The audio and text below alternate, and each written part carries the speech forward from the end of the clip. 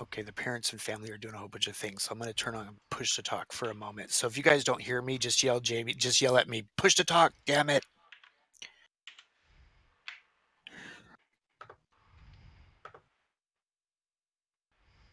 I assume we are live. We are live. Peer pressure. I can't do this. Are they already on board? No, they're inbound. Okay, I think that's what I need to know. Captain's log. Stardate classified. I have a JAG officer inbound who I've been told is going to run the ship through simulations as part of a ongoing investigation.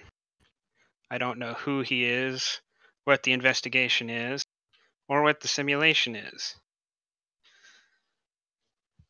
But that's somewhat standard operating procedure, I guess.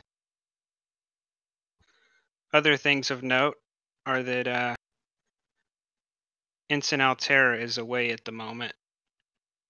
Finally, we've been able to get her scheduled into officer training, hopefully being a full ensign soon. Other than that, the ship reads all clear. End captain's log.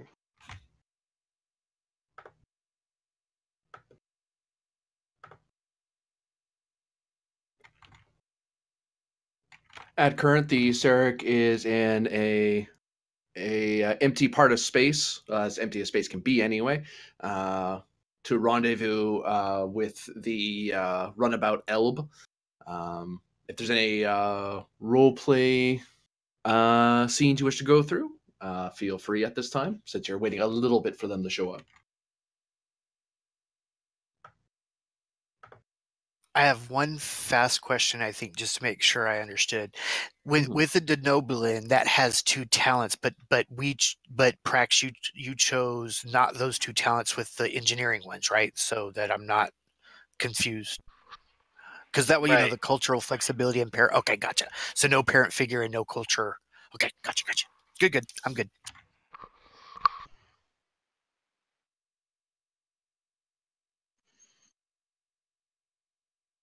As far as I know, the doctor's just filling out paperwork in sickbay. So that's about, The engineer is going through Chief Altera's list. It's a long one. It would be, yeah. See, I know. I'll walk down to sickbay. Well, and the other side of it, if we know that we're being run through procedures, I am definitely engineering having the whole crew just make sure that everything is up to spec so that when they're ready to go, we're ready. Very good. So the captain heads down to sick bay, I believe. Med bay, I should say. Yep. Yep. Are we waiting on the swish? Swish. Okay. He doesn't know where the swish is. It's fine. I guess, do I see the doctor? I'm in my office. Then I'll walk over to the office and knock. And then just, since it doesn't, I don't think it has a door. They normally don't, so I'll just knock on the side of the door. He's kind of looking at a pad. Oh, Captain. Anything I can do for you? I'll go and sit down in the chair across from you. Yeah. I put something up for you months ago.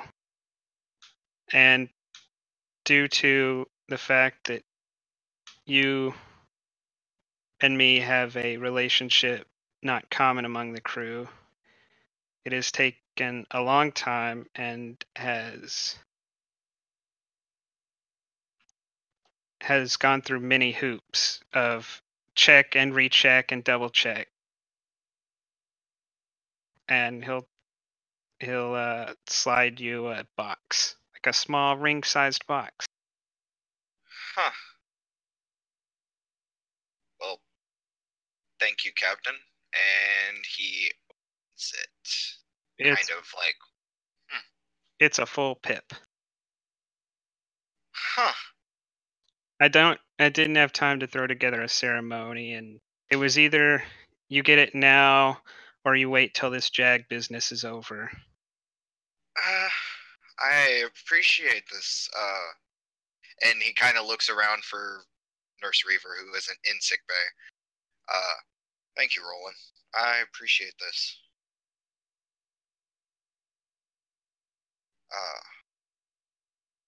And he just kind of affixes it to his collar and is like, and here I didn't get you anything. Don't worry, Doctor. You will be able to help me with many things. Well. And in your mind, you'll hear, you're now the third highest ranking person on the ship. And when we do what we have to do, that'll be necessary. That'll be an advantage. And you just get an affirmation like, okay, I understand. And he goes, do you want some coffee, Captain? He actually says that out loud.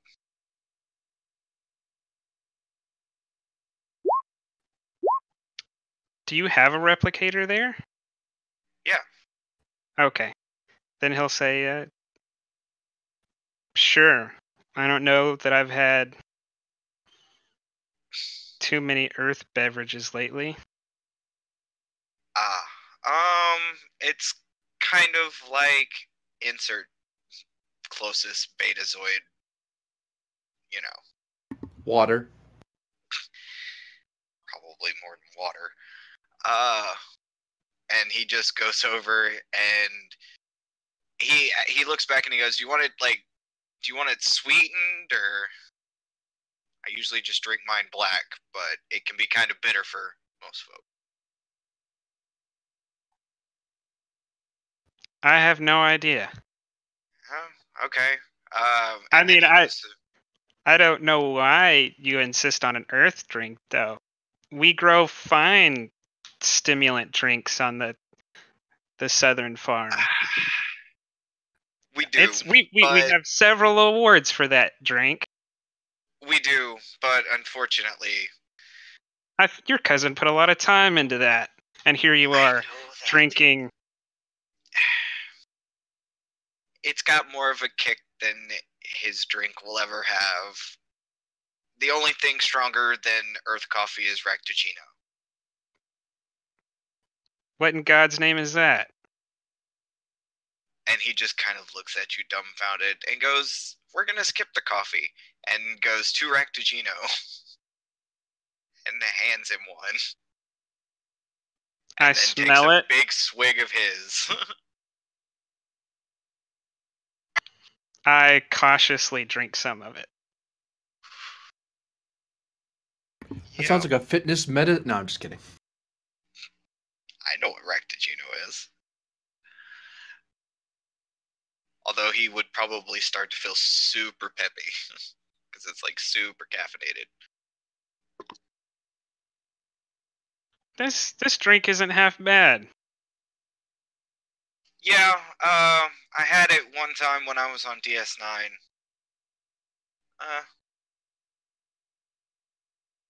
For some reason, a lot of the officers seem to like it. But I do appreciate you coming by to visit.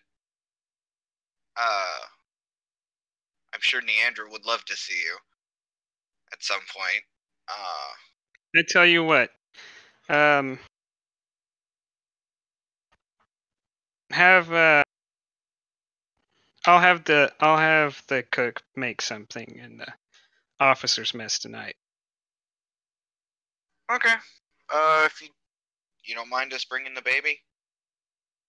He looks at you like you really should get his drift, but he's not gonna say it. No, he just wants to make sure because babies are loud. No, he definitely does not look like he wants the baby present. Oh, well, Very well. I'll see if but he's not gonna say it. Yeah. All right, that's fine. Anyway, I have a lot more paperwork to catch up on. I apologize for cutting this short. No, you know what? This drink's given me a little bit of energy. There were things that I needed to do today. Maybe I'll go see what Prax is up to. I'm sure she could use some guidance on something. I'll catch you later. Yes, sir. And Doctor goes back to his pads, just chuckling a little bit. The captain is off to find people to watch and make do things. So be a captain. Got it. Except in a very much energetic state. I suppose, yeah. He's going to be bothering people, I'm sure. Who would be on the bridge currently, actively? Not it. Not Probably Brax. to Eric. I want to do something real quick with you. If you Sure. game. Like with the Sure. cleric. Yeah. Yeah, sure. Okay. The cleric, what do you mean you don't know how to do the Mokbara? Well, I haven't had much experience. This might be prejudice, but I thought all Klingons study that form of martial arts. It was handed down by Kalis. I know a few basic holds, but I can't say I've ever been properly trained by any sort of Klingon forces. Most of the fighting I know is from the Bajoran. That's interesting. Did you grow up on Bajor? I grew up many places, but I spent some time with Bajoran's colonists. A lot of which had a history with the occupation, if you know what I mean.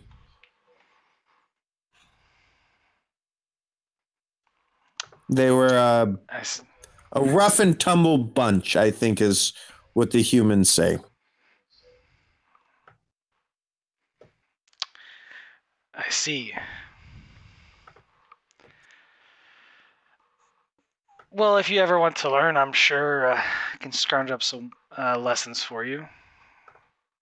It would be an interesting way to come full circle, eh?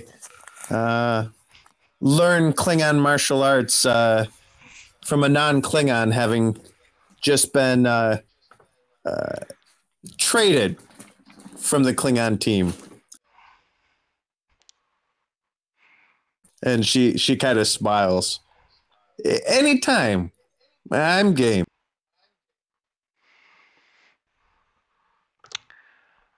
But we'll shall set something up. I'm sure there are others on the ship that might be interested.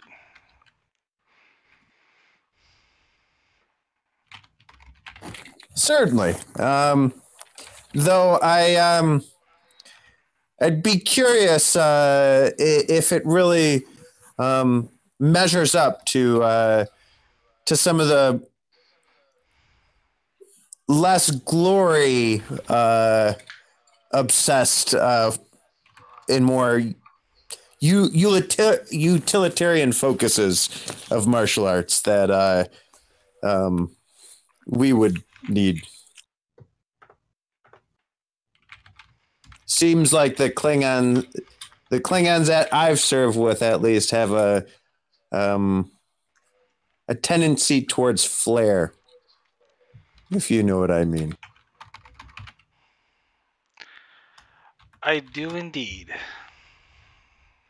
Drama queens, I believe the humans call them. Or should call them.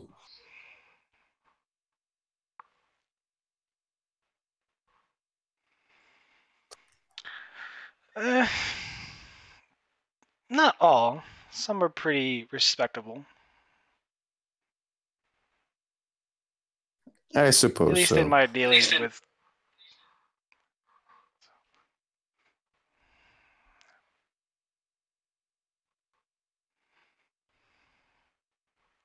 It's certainly been a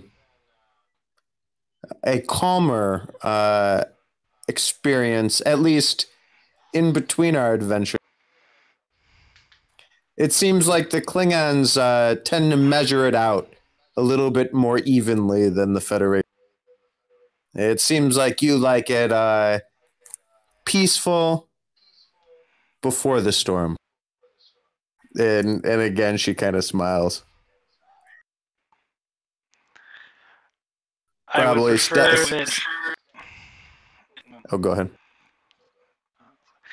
I would prefer the days be more peaceful all the time than conflict. But There is a stability that forms when the captain does not have to worry about his first officer stabbing him in the back.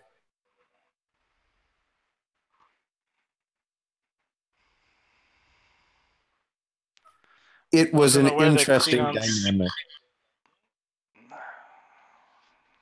It I'm probably exaggerating its frequency, but having seen it at least 3 times during the Dominion War, it grew a little bit ridiculous.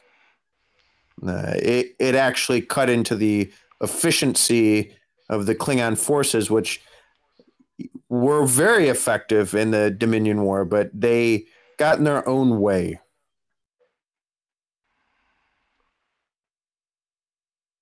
Oh, I see. excuse me. It appears we have a small craft approaching.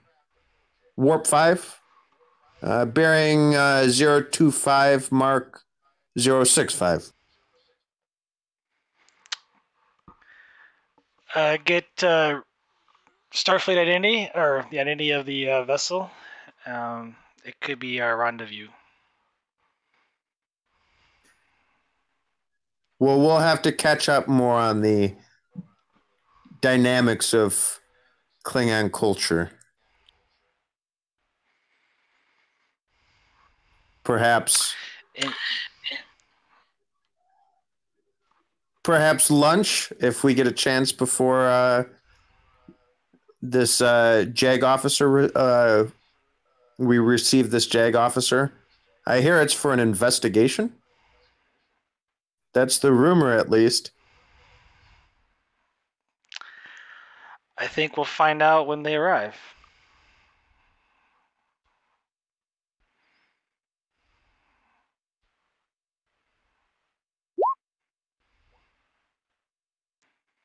Declare, if you don't mind, hail the vessel.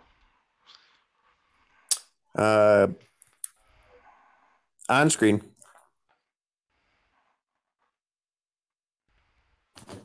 We're gonna hail them. Wait, that complication range was set too high. Yeah, and scrub Yeah. that anyway. They weren't scanned. Oh wow. They're being hailed first. So I'm giving you a chance to get some momentum here because no particular reason. You might need it. It's going to be control engineering, difficulty 0, assisted by communications engineering.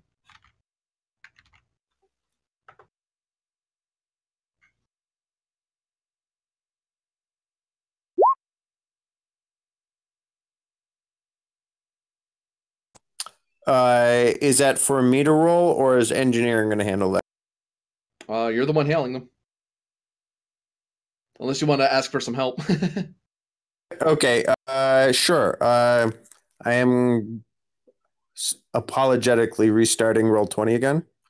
Okay. What was the roll? It was a control engineering task. Well then, our new engineer should do that. I mean, It's difficulty Garrett- 0. Yeah, Yeah, I shouldn't have already- a problem with that, but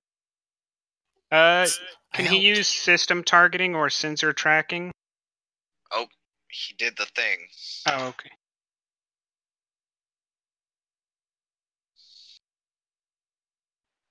That was That was me. the I interim got engineer. me. Yeah. Yeah, I got a T and happened to step up, and I heard somebody said that would be engineering, so I just like, okay, clicked it. Can he use sensor tracking or system targeting, GM? No. Okay. Okay. Someone else might want to roll it because this is taking a second. I'm trying to make sure I take into account all your focuses and stuff, so you get the best chance. But I don't think anything's relevant, so I'm rolling. Okay. I now get all the paperwork from the So other that vendors. should be 3. Yep.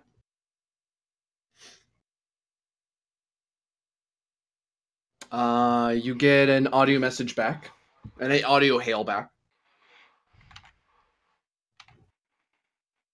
This is the runabout Elb. Well, this is the USS Sarek.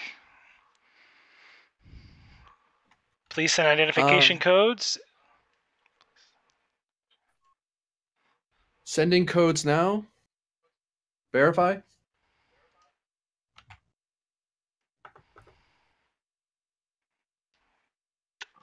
Is there a roll to verify the runabout? No. It pops up on sensors, and it's obviously a Federation signal. Or Starfleet signal, I should say. Damn it. Sorry, that was not letting me hear you guys for a second. The runabout's made contact, and Prax is talking to him. Okay, good. USS Sarek, requesting permission to either dock or beam over our VIP. Prepare to dock. We can take you into Shuttle Bay 1. Aye, Shuttle Bay 1.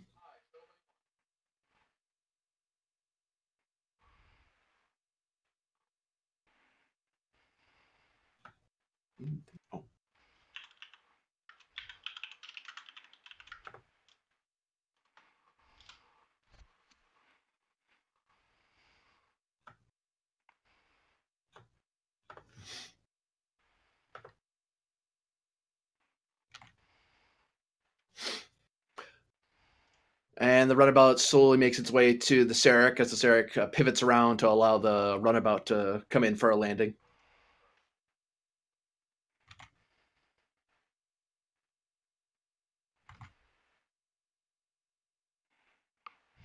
From the quick sensor scans, you could tell to Carrick that it's a runabout, but it seems to have some sort of module variant on it. Peculiar.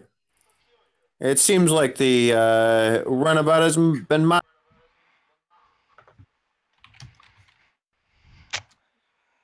Interesting. And Prax chimes the captain. Captain here. Captain, our guest has arrived. They're standing by in Shuttle Bay 1.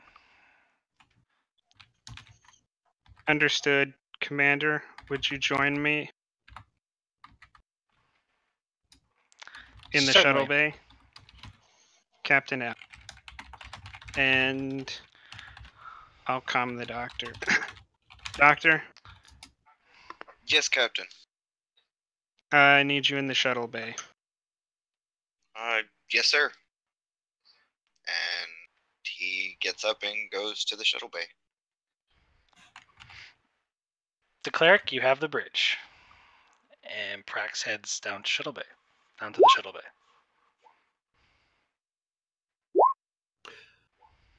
Bay.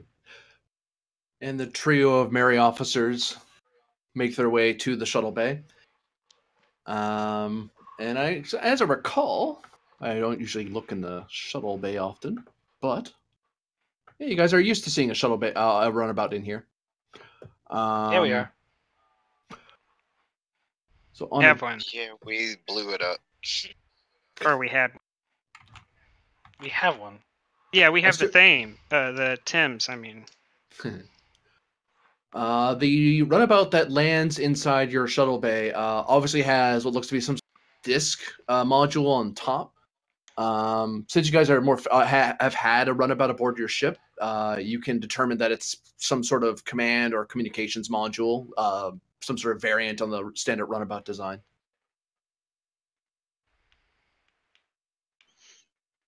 I look around for anyone who obviously doesn't belong. You see, stepping out of the back is a officer in command red with 3 little pips at his neck. Looks to be about 30s, late 30s, early 40s. Human. Holding a suitcase in one hand and a pad in the other. I stand and I wait. Permission to come aboard, he says. Granted.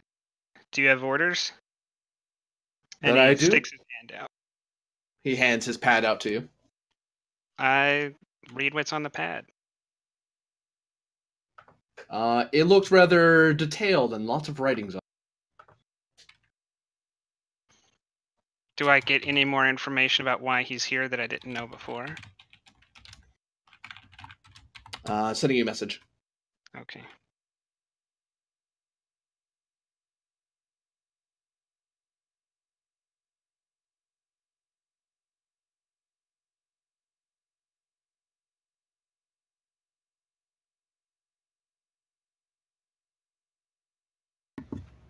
Lovely ship you all have here, he says as he waits. First time on Ambassador, Commander? Yes, biggest ship I've ever been on. I got to see a Sovereign once, but never stepped on it either. A whole lot of college ships that big for people of my training. Before we get too much further, let me introduce you, Commander, and then I look up his name on the pad. Commander Theo McKinley. Commander McKinley. This is my first officer, Commander Prax, and this is our Chief Medical Officer and third officer, Dr. Starek. Commander.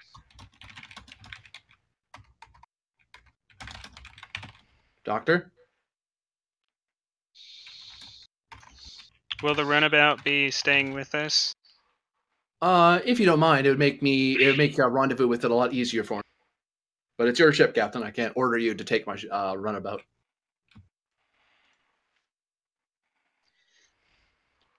Will you need quarters on board the Sarek, or will you be staying in your runabout? I shouldn't be here all that long, I don't think. I shouldn't need quarters. I've kind of been jumping ship to ship across the 10th Fleet for the last, almost month now.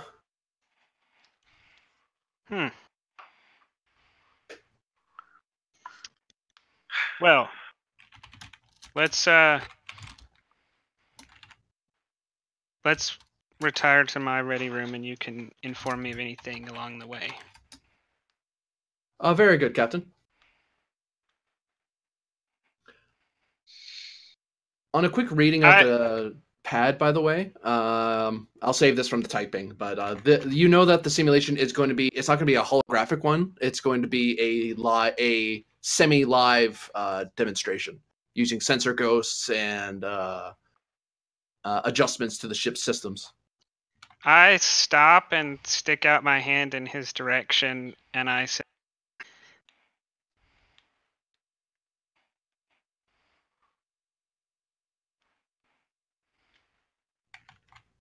Sorry, lost your last? I said, who issued these orders for the commander? Starfleet Command. Actually, the second part of that was addended to my stop here. Do you know anything of this, Commander? I do not.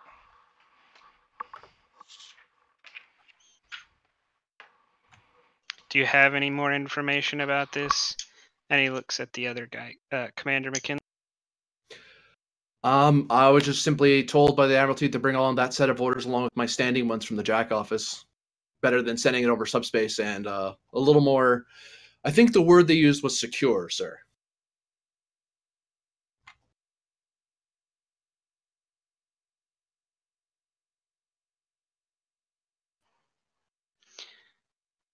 We'll table this for now, Commander. We will By have the way, to have I'm a discussion reading him. later. Reading who? Commander McKinley. Empathically, you get a general sense of curiosity, a small amount of wonder. Like occasionally his gaze will wander away from the captain who he's supposed to be talking to. It's like, ooh, so this is what that sort of, ooh, this is what this looks like from the inside. And then, oh, right, job, mission, curiosity, Okay. evaluation. I look over at the doctor like he's being somewhat indecent.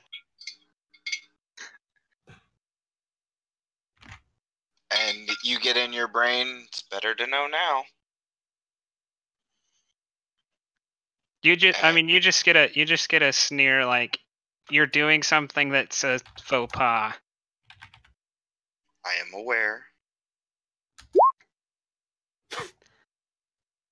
But you can never be too safe. And the captain starts walking again to the ready room.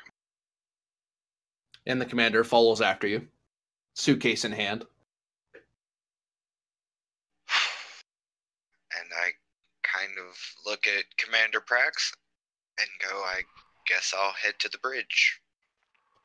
You were both coming with me. Oh, we are? helps. Okay.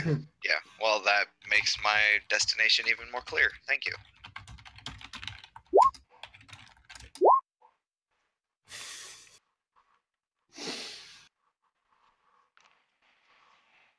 Well, during the walk to the ready room, the commander does kind of rubberneck a bit, looking at the deck plating, looking at some of the officers. Would you like a tour of the ship, Commander, after we're done? Yeah, actually, that'd be nice. Have you gotten the... has this thing been refit, since you guys found it? I heard you guys recovered this ship. Many times, Commander. Oh. Wait, since you got it, Captain? We have been in some rough bouts. Oh. And parts have been replaced. Yeah, I heard about that Archon business. That was... one of those times I'm glad I was stationed at Narendra.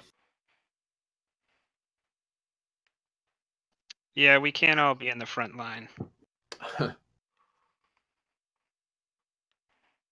I've heard the old saying, the last thing you want on the front lines of Jag tends to complicate things.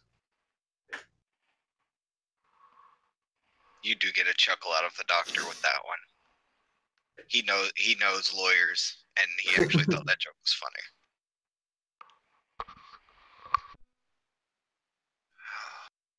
Who knows? It might have been more diplomatic if we had someone to stall so well as a lawyer. Could be worse. You could do it with the Klingon way. I hear they're not so forgiving. Barbaric's the word, but unforgiving works. I will say their court cases get done a lot faster. Yeah.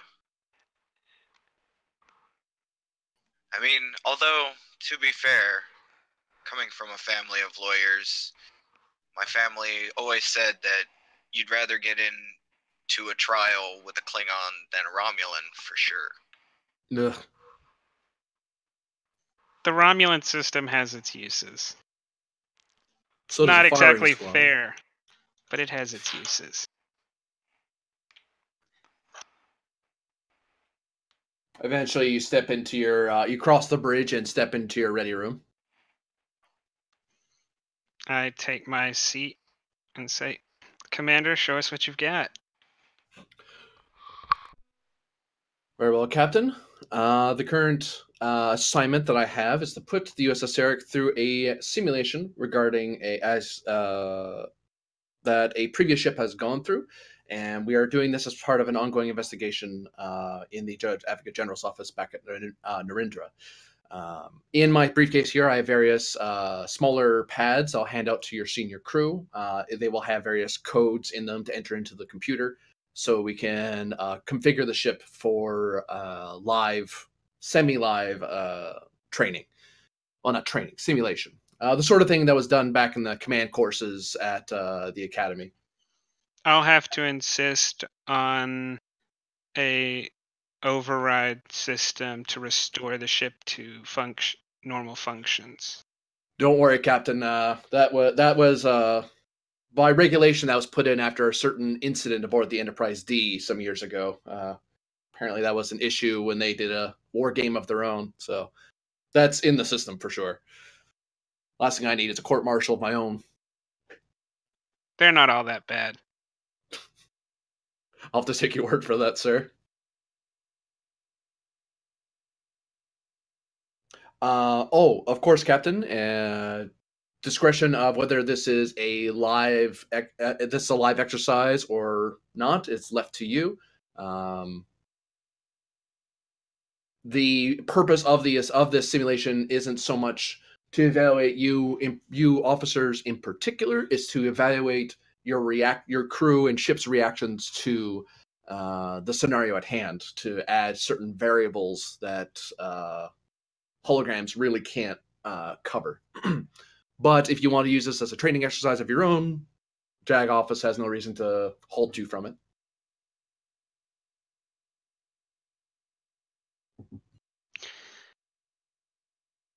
I think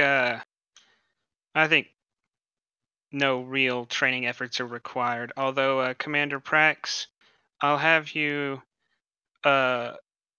assign a definite temporary chief engineer while Altera's away, so that any confusion during the training can be overridden. Understood, Captain. I believe there is a Denobulan who wants a chance to pitch themselves as a new chief engineer for acting Ensign Altera's replacement. It is a possibility. I will look over the pad and see if anything stands out to me, and barring that. You can give me insight security or insight command. Difficulty 0.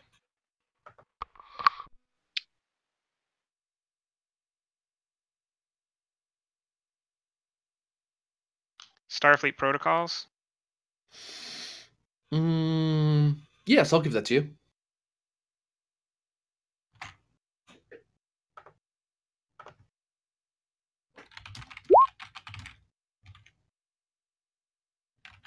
Bank 2 momentum. Yeah, I think the doctor at some point would, in thought speech, more or less, to the captain, ask that Neandra be told it's a test, because as of now we have the only infant on board, and I would prefer her not get riled up if it's not an actual emergency kind of thing. I look at you and you hear in your mind, obviously. She is your wife and your responsibility to make sure that she does not disturb the crew. I would hate to have Carrick to intervene. And you get she was a security officer, and no offense to Carrick, but Neandra could take her.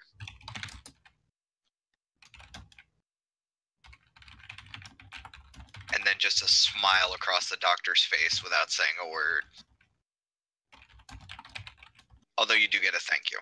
And he was just looking for confirmation that wouldn't get him in trouble. Because he was going to do it. He just, yeah.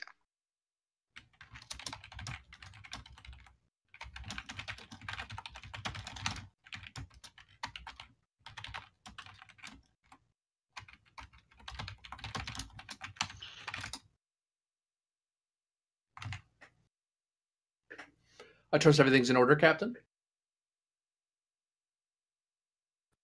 Oh, wait. You can't just drop that on me. I beg your pardon, Captain. He didn't laugh, I just did. Sorry.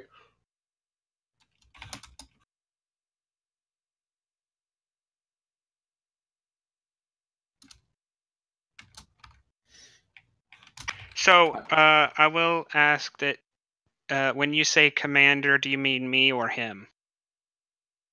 Him.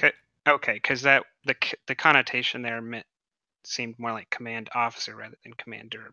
I wanted to double check.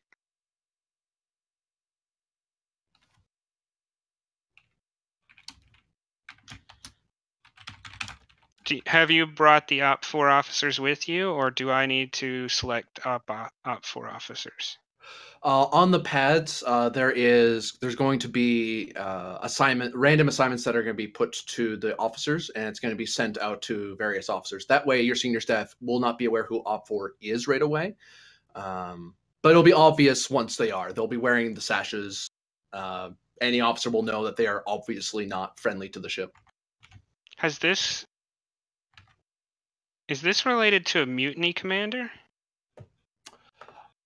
No, Captain. Until I forgot, you might be a little more well read on the cases than the other captains. Suffice it to say, Captain, this is an admiral investigation regarding their command decisions. So, I would like to leave it at that for now until the simulation's over. I'm not sure what you mean about me knowing anything about cases, but the Op 4 officers seem to be unknown to the command staff until the engagement happens, and that suggests that you're studying a mutiny. I can neither confirm nor deny that assessment, Captain. At this time. Question: is he lying? Yeah, it's obvious that he's holding something back. Okay. Well, yeah. And the obvious sense of unease and discomfort. I almost want to call this off and make it holodeck only.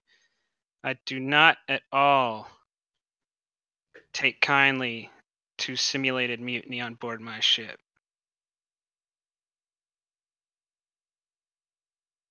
Well, Captain, if you wish to take up the Judge Advocate General, that is your right. I can't prevent you from doing that. I'm coming with my orders. You're the 4th of 5 ships in the fleet that I've worked with on this so far. He shrugs.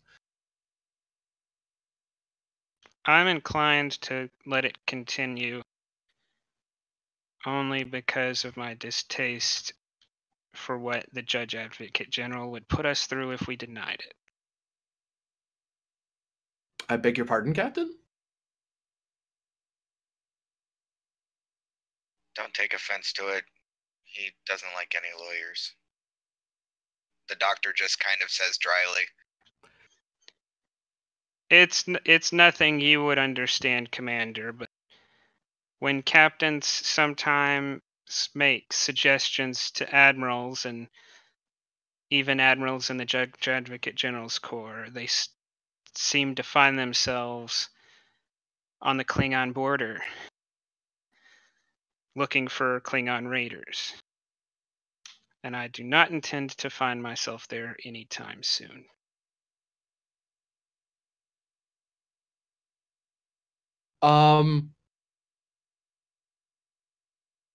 If you like, after the simulation, I would like to ask you about that a little bit. What you just said very, very concerns me quite a lot, Captain. I'm sorry, I'm not sure what you're referring to. You seem to be suggesting. You seem to be suggesting that the Judge Advocate General's office retaliates for suggestions made by command officers. That's I wouldn't at all suggest retaliation.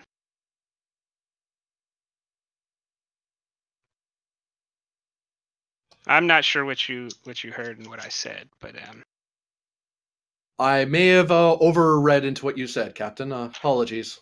I think you have, Commander. Anyways, let's gather the senior staff. Commander Prax, I'll allow you the honor. Doctor and Commander McKinley, you can join me. And I'll walk towards the conference room. I will join. All senior staff report to the conference room in 5 minutes.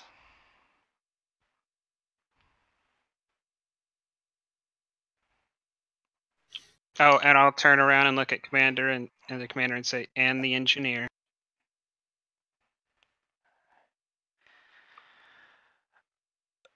Lieutenant Junior Grade Delix, report to the conference room.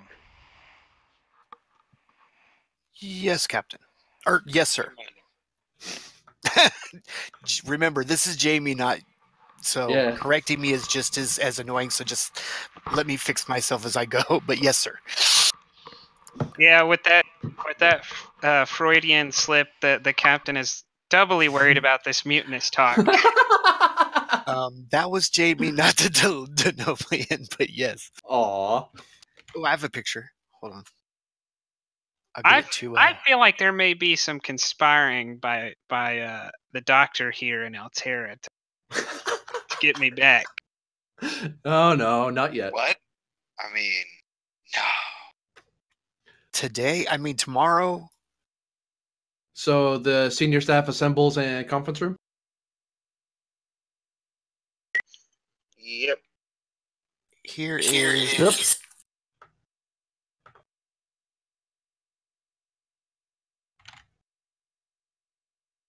Whoop.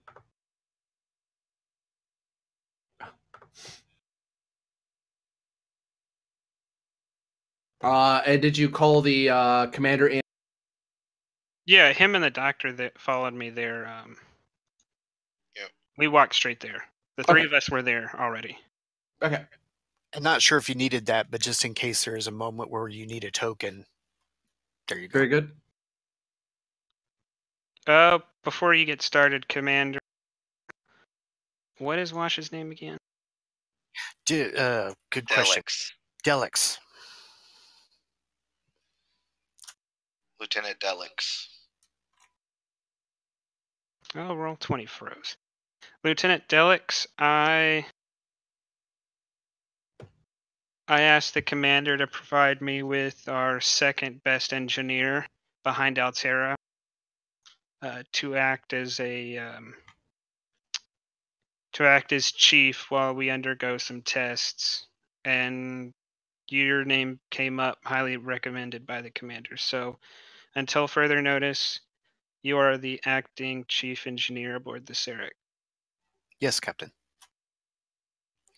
I will try my best to follow Altera's lead, or Chief Altera's lead. You would do good if you did that, Lieutenant. Yes, Captain. Commander, you have the floor.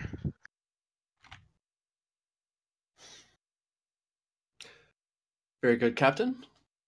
And he then he opens up his briefcase and sets it on on top of the conference room table and starts taking out a small deck of tiny pads, small pads, I should say, and starts handing them out to everyone.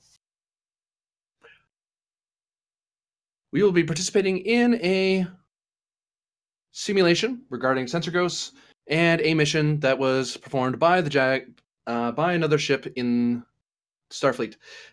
This will be a test of your reactions and decision making and of your ship's unique abilities as we face this together. The only thing that I can tell you in those comms, they have in those pads, I should say rather, there will be command codes you're to enter into your consoles. Op4 will be chosen from among your ranks. You will not know of them until they appear. These codes will also set up the ship for a basically war game setup. So as far as the ship's concerned, you'll be looking out and seeing actual ships. The certain parts of the ship will report damaged. Should people be quote unquote injured, they will be sent to sickbay and requested to stay there until a certain amount of time has passed, or the doctor has performed the appropriate exercises to clear you. Further, all communications in the simulation, once it's active, if you wish to speak with Starfleet Command, I will respond with what Starfleet Command knew at the time of the simulation. In your papers, you will also have documentation, in your pads, I should say. You will also have information that your counterparts had in the simulation as well at that time of the simulation. Are there any questions, concerns before your captain starts it?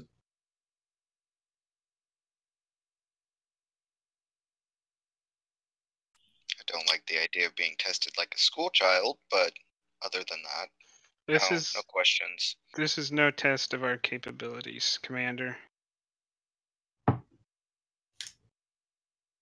As the captain says, Lieutenant Commander, the test is part of an ongoing investigation. That's Commander, sir. Oh, I beg your pardon? Oh, I missaw. I beg your pardon. It's okay. Still getting used to it myself.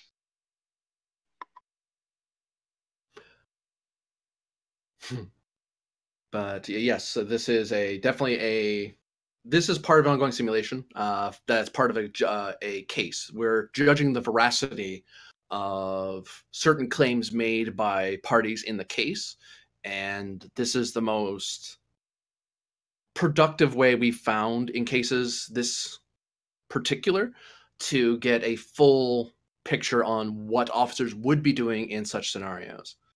We used to do this in holodecks, but holographic AI tends to be limited in the, shall I say, the unique choices that officers tend to make in the field.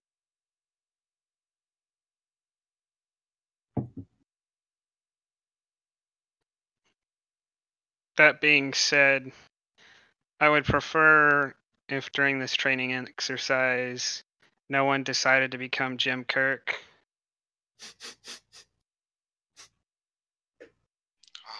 I was more of a Leonard McCoy fan myself. The doc just kind of chuckles. The captain looks like he doesn't know who that is.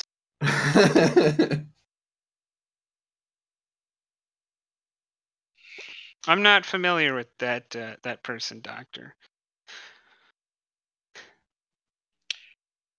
The doctor of the Enterprise that Jim Kirk was the captain of. Captain.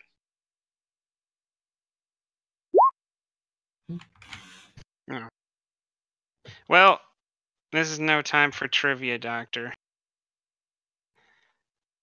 Let's get started. Very well.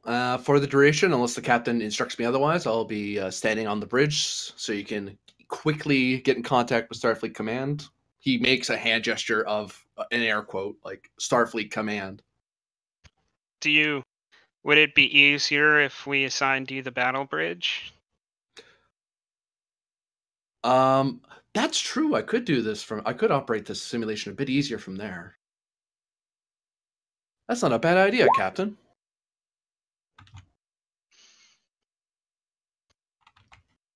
I believe I will need directions there, since the layout of the ambassador is not well known to me. I can take him, Captain. It's on my way to sickbay. Either that or pass him off to a yeoman.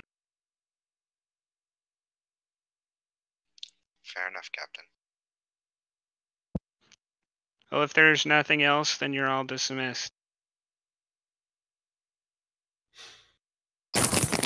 Oh. And the doctor stands up and says, "Commander, if you'll follow me." Commander, he says, as he follows after you. All right, and I will take him to the battle bridge on my way to sickbay. On the way, he kind of lowers his voice. I really am sorry about that. I memorized everyone's ranks before I got here. Your promotion wasn't on file yet when I got it. Yeah, it happened just before you got here. It's fine. I didn't even know it was coming. Well, next thing you know, you'll be commanding your own hospital ship. He smiles. Huh. Yeah, maybe the Nightingale's still around. He just kind of faintly smiles, but smiles nonetheless. And the commander will allow himself to be escorted. I want to stop Prax before. Well, we're the only two people left in the conference room. Still headed to the bridge, but obviously holding back a little bit to ask her a question. Commander, have you ever heard of the Victoria? Does not ring a bell. Did the information in the pads contain the names of the people whose information we knew? Each of us? Yeah, it has. Well, actually, no. It has. It does position. So, command officer, executive officer, chief medical officer. I will step over to a pad and look up captain of the USS Victoria.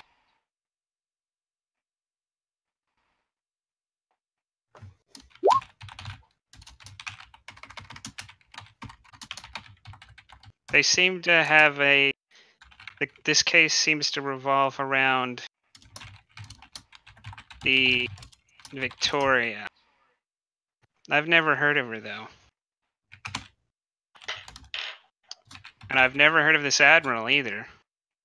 An Admiral Trailblazer?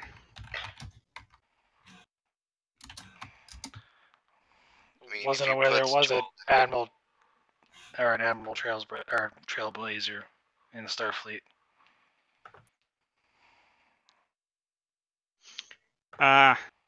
He's in R&D. We're not supposed to know.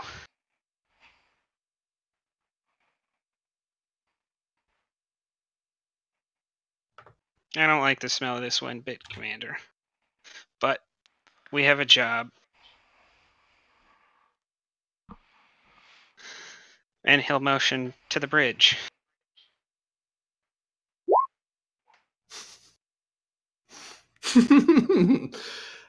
So stepping out to the bridge, who's at their stations? I believe the CO Exo, of course, are, because they're there. Caleb is at his station.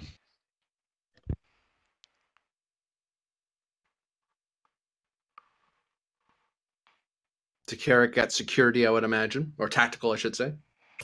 Yeah, in fact, she's also going to hesitate a second to try to catch the captain if there's an opportunity. It's very Game of Thronesy. Yeah, you probably don't catch him, but if you go if you go down to the Exo's chair, the third officer's chair or something, you might be able to whisper something. Okay. Yeah. So, actually, she's going to take security, and then she's just going to say, "Captain, do you have a moment? I'd like you to check this out before we start." Sure, Lieutenant, but you're going to have to get confidence in your own ability to check on your own equipment, and I'll come look over their shoulder. And she's going to be giving the most hands on her hippie look that she could give without actually putting her hands on her hip. But she's going to point at the console and then say, "So what do you know about this training exercise? It seems very clear that this is an investigation of other Starfleet personnel. And I believe it's a mutiny that we're investigating. It seems..." I didn't say that. Did I? No. Yeah. No, this is her putting it together because he clearly said there's quite a few things that he said that alluded to that this was a previous action they were investigating. And and she asked, so is this a mutiny, or is this a failure to make a certain sort of decision? It seems like the hostile combatants are less important than our own interactions. It seems like there's a degree of compartmentalizing that's going on that suggests that we may be competing.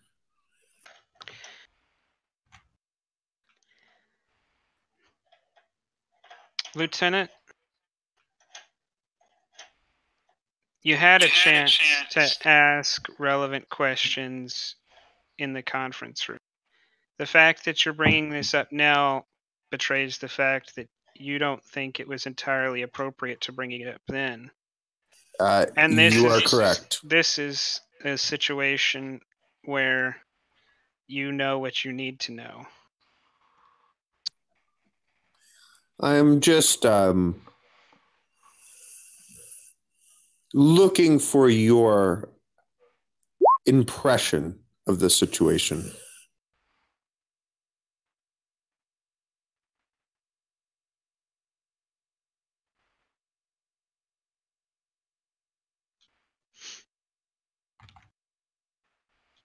And perhaps I thought it pertinent that that impression might be more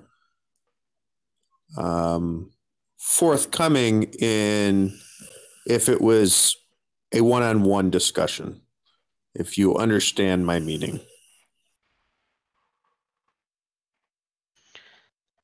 Take no offense to this, Lieutenant, because none is intended. But if you were a member of Starfleet, or if you were a commander, there might be something to say. But in this situation, I have nothing to say that I haven't already informed you about. Understood, Captain. If you have any further concerns, we have an executive officer for this role.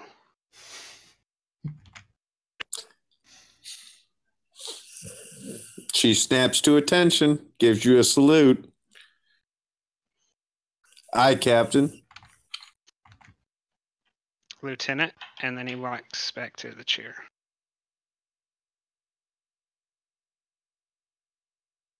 This is Battle Bridge to Main Bridge. This is the bridge. All right, Captain. I have my controls set up down here. We can activate the simulation on your.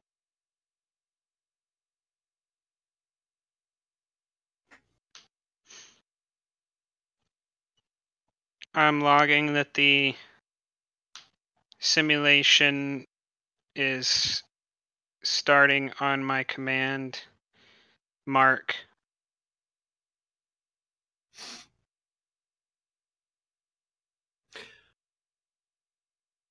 Captain, on your pad, you notice that, and all of the pads would have a mini briefing of this as well. It states that the USS Sarek has been ordered to investigate a possible pirate or independent shipyard in the deep reaches of space. The task of the Sarek is to verify the existence of this station, get as much detailed scanning of that station as possible. Once that scan is complete, retreat to a safe distance from station so it can't interfere or detect your transmission. Transmit said information to Starfleet Command, and that's should be the end of the simulation.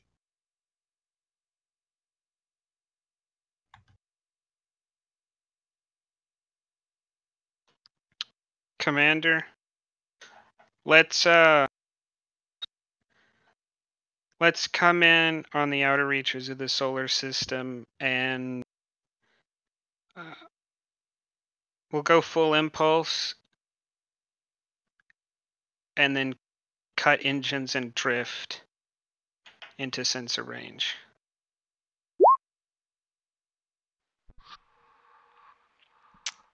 Aye, Captain. Helm set course. 218, Mark 317. Full impulse. Prepare to cut impulse engines at Mark Sorry, at mark 1431. Aye, Commander. Course plotted. Engage. Mr. Con Officer, I require of you a daring con roll. Difficulty 1. Assisted by a ship's engines con. Ah, cool. So my focus in helm operations comes into play. It does. Let's see. We are at 5 momentum right now. That's my... Yeah, I see that count as well. Okay. I'll spend one for a third dice. Just so I might be able to cap us.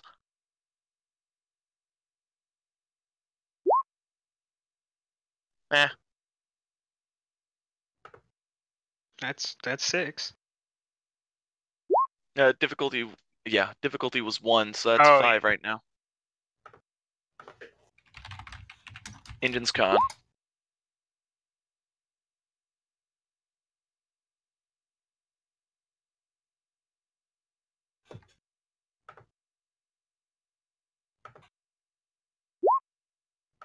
Yep. Now we're capped.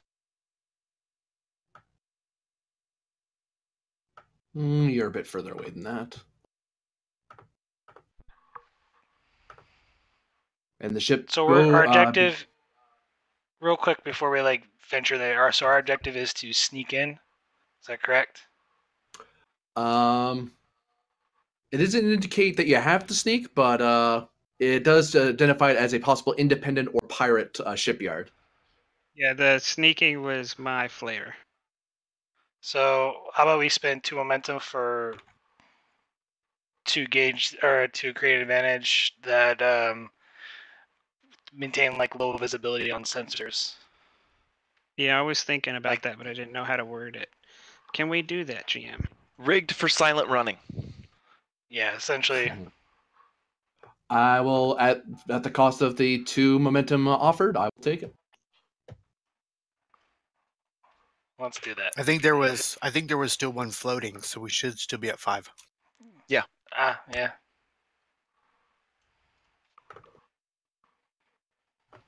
Oops. Advantage. See, I'm learning the game. From the wrong people. Sometimes I didn't say that, Prax. That was Altera. some GMs don't allow you to use floating at times. Yeah, that's why I was thinking there that because it would only be allowed because it was directly related to how well we came in and at what speeds. But under some circumstances, from what I understand, it has to be used in conjunction with the roll you actually made. Spending floating, that is. Gotcha. So, the Sarek very quietly slips into the star system. You're currently you just happen to drift at the very edge of your extreme range of sensors. You're able to detect a massive shipyard and space station with at least 3 unidentified energy signatures attached to it.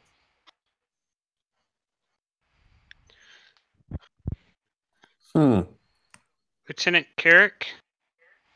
Yes. Let's get a let's coordinate with the engineer and give me a broad spectrum scan, but let's do it at irregular intervals so it to prevent us from being picked up. Aye, Captain. All right. Would sensor tracking focus coming up?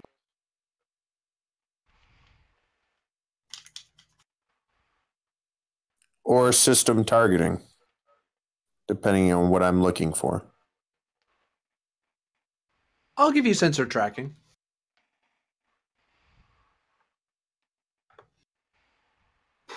And you're going to give me a reason science roll, difficulty of 2, assisted by a ship's sensor science. At your option, you can make it reason plus security instead. At a difficulty of 3, but if you get it, there's going to be an extra bit of information you get. Absolutely, security. So do I change anything on the sheet to reflect the difficulty, or is that just on your... You're rolling 2. That's standard. Unless you want to roll more dice, then we have to spend momentum or give the GM threat. Yeah, why don't do you have any bold or cautious talents? No, not at the moment. Okay, then why don't you go ahead and spend 1 threat and 2 momentum for 2 more die? Sure. Yeah, let's do it. And again, sorry, I apologize. What line am I changing for the dice? Okay, on the task roll, select 4. And focused used, yes. It'll be the second row of numbers for you, Tarek.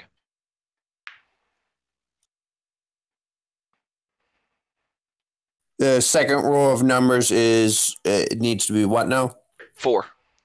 Okay.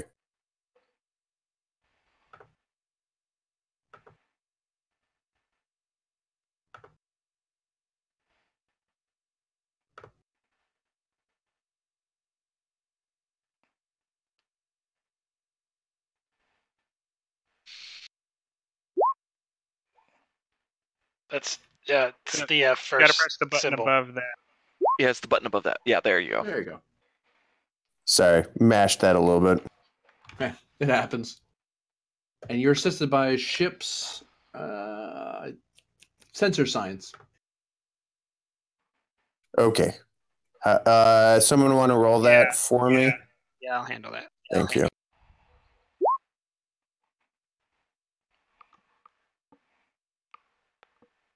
Very good.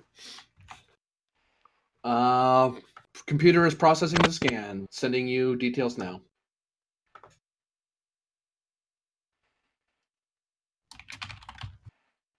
You do know that the station does not detect. You guys have entered at such a because of how you set up. They've entered into your extreme range. You're just outside of theirs, so they can't see you from this far out. Excellent. Yes, we are still out of the range of their primary sensors. I think your method, Captain, will allow us to maintain being undetected.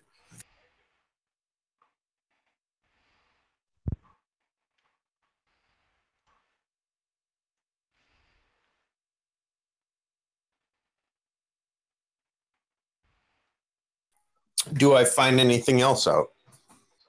Yeah, just typing it out to you now because you hit the higher. Excellent.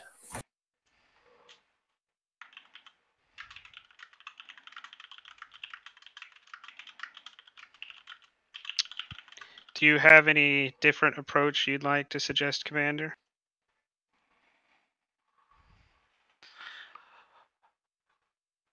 Most battle tactics going in stealth is going to be the most prudent and most effective way. I suggest as soon as we're done with the scan, we bug out quickly and silently as we can.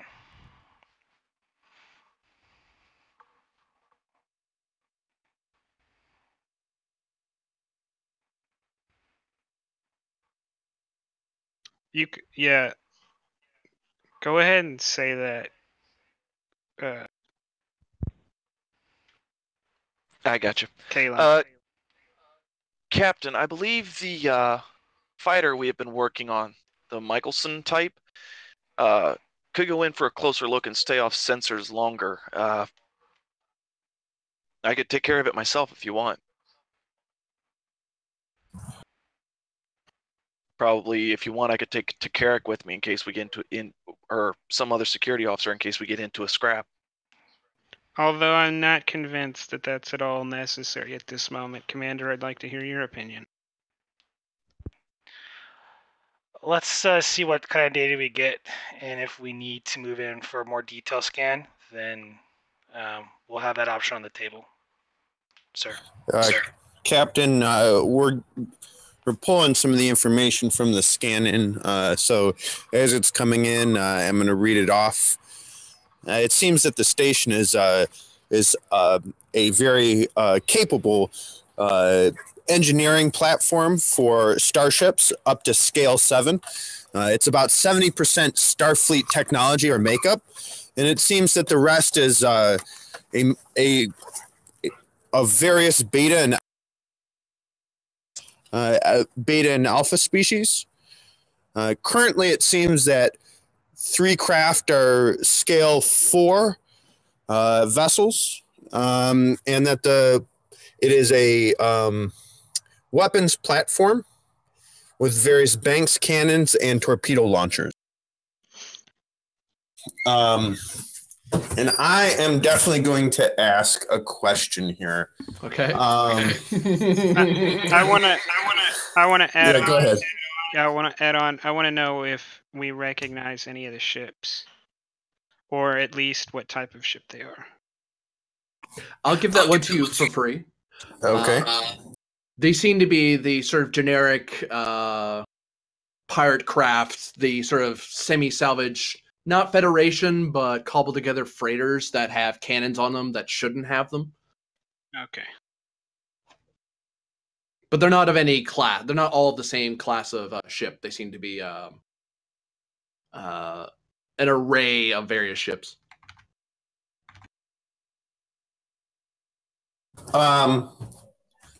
Does there? So my first question would be, what is the dominant? Was I able to get a reading on the dominant species on the station? Is there any one type of life sign that is most common? I'll take that as your free question if you want to ask me that. That'll be my free question. Because of your the sensor suite the ship has. Sure. You detect that the primary species is human. There is a 30% minority of Klingons.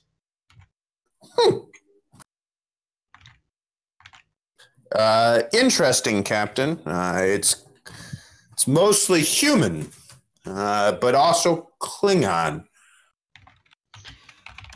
Not so much, Lieutenant. Wherever there's pirates to be found, you can find a Klingon.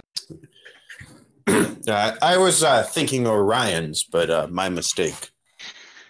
Wherever there's an Orion, there's a Klingon in charge. She kind of stifles a chuckle. Yes, quite possible, Captain. And it seems like there is a Klingon fleet HQ on the station. A what?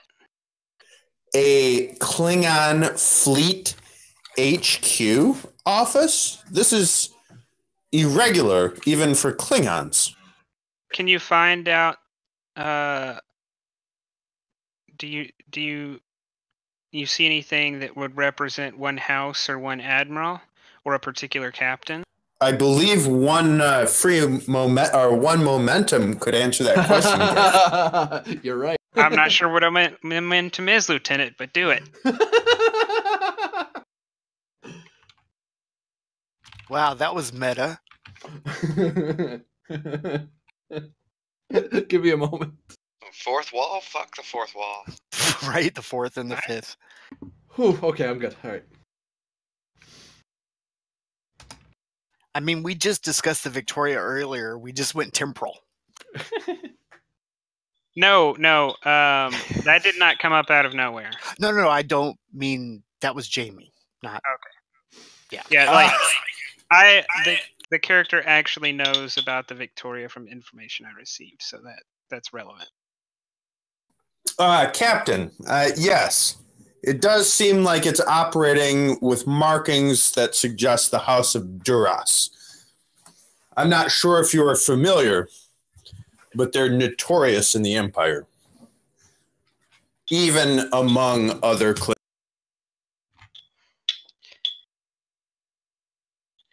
Yeah, the Admiralty's not gonna like that a Klingon house is working with pirates. That's definitely a treaty violation. There is the possibility that this is not sanctioned by the Klingon High Council. When it comes to the Duras family, it never is.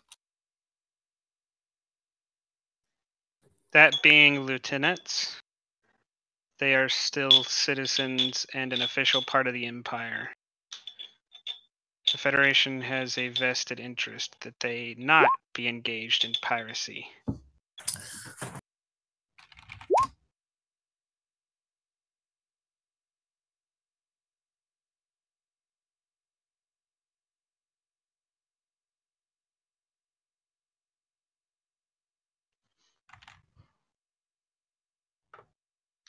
To Carrick, Yes, Captain. have you ever noticed that you look quite Klingon? I've been told. Are you thinking what I think you're thinking? I'm not going to order you. That's fine because I'll volunteer. It sounds interesting.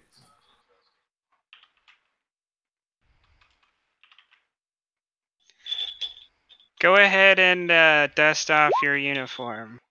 Captain Michelson, I want to know the possibility of a covert insertion. Captain, am I bringing a ceremonial blade as well? If I remember correctly, I can't remember who it was, but someone on the crew recently brought on a batleth. If you need that, I can give it to you.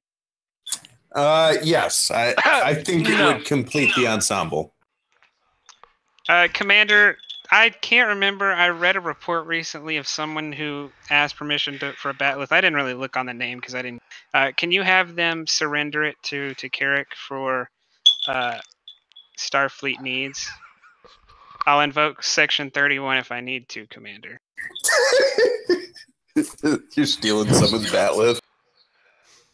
Fifth wall broke. Do you even think it proved, Captain? Do you think it's prudent to even send over an away team at this point?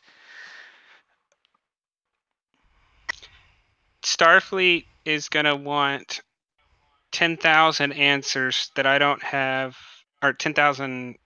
They're gonna have 10,000 questions I don't have the answers to, solely because the Duras family has a presence here. I'm sure they will be more than grateful when we return with ample information. They would not be so if we returned without it. And certainly, if we return without the information, we're going to be ordered to come back and find out more. I would rather take liberty and solve this problem now while we're still undetected than risk leaving and coming back and the chance of being detected. Very well, Captain. And I'm pretty sure the individual you're talking about, I'm pretty sure she will not give up that batleth.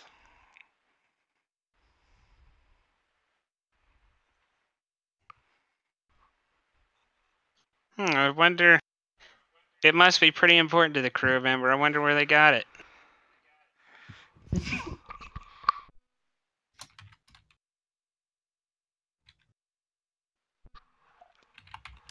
Anyways, I was hoping to use that one because it might look more authentic, but Descartes, just have one replicated.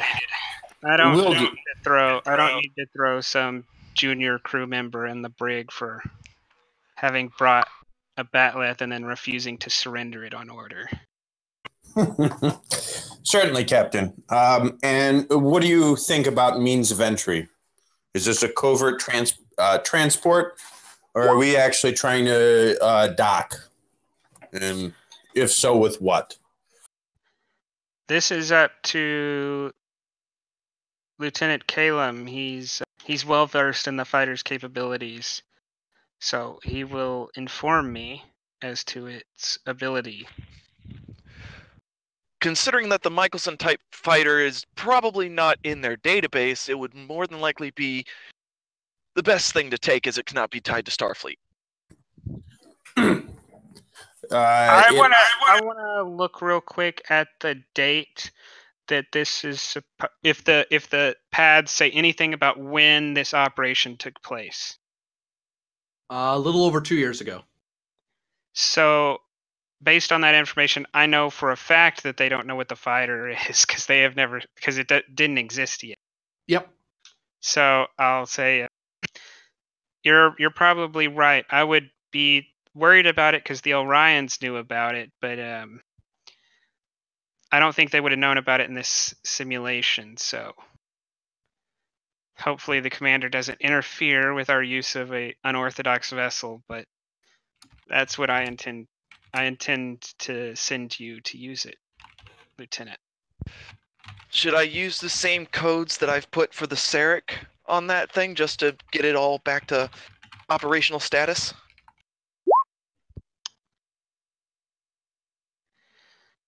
No, you can take whatever action you need to get it in service. I think your best chance of success, though, Lieutenant, is going to be trying to just blend in and act like you belong. So you will probably also need a change of uniform. And you will need to stop by the doctor for prosthetics to appear human. Nothing 30 minutes can't fix, aye, sir. Is the doctor on the bridge? In Medbay. Okay. Med Bay, because I took the commander. Yeah.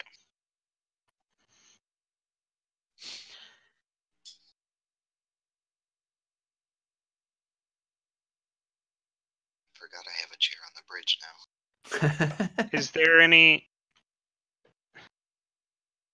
How strong is your objection to this, Commander?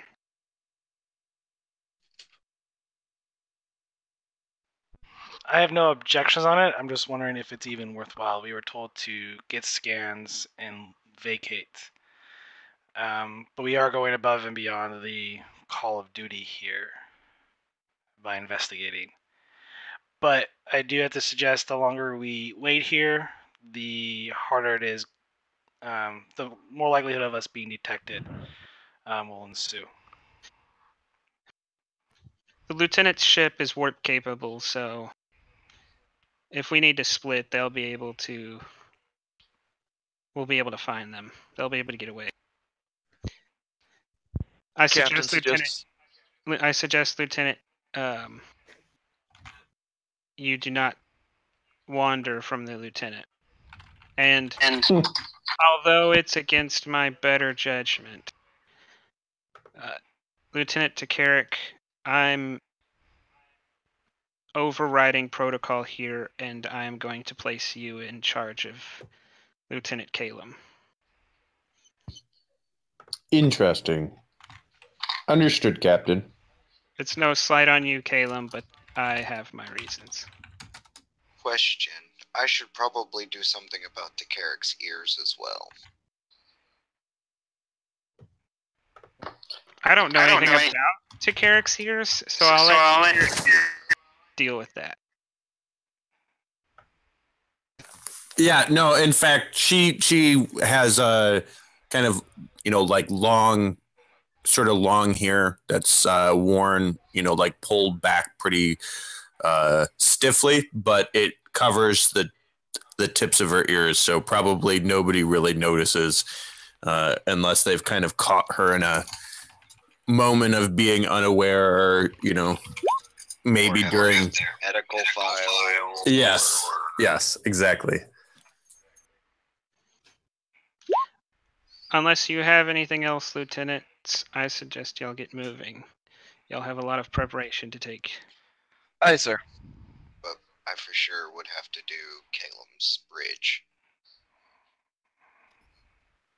Before both of them leave the bridge, LG Dillix will ask, with Michelson's fighter, is there anything that we need to do to unstarfleet it? Whether it be warp signals, power signals, those sort of things. If you could if you could manage a real quick swap on the communications system to meet Klingon specifications, that's probably the only thing I can think of. But you're the engineer. Yes, Captain. Permission to leave the bridge and take care of that. Granted. And so I will head down to the shuttle bay to take a look at the Michelson fighter. Very good. I will ask for what you're intending. A daring engineering roll, difficulty 2. Daring, engineering. Daring or control. I can see it either way now that I think more about it. Ooh, good. That's even better. Okay, so control, engineering. I have emergency repairs, electroplasma systems, or work field dynamics for focus.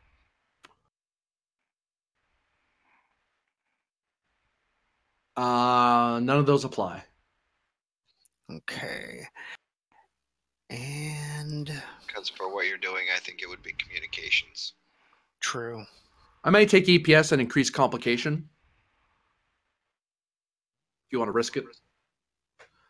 Alrighty. Well, then on that note, since bold engineering, let's go ahead and spend 3 threat for 2 dice.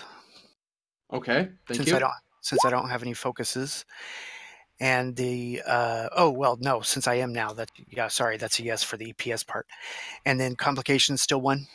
It becomes 2 now. Complications 2. Okay, gotcha. All right, so I got yes, 2, and 4. Here is the roll. Very good. That looks like 2 momentum to me.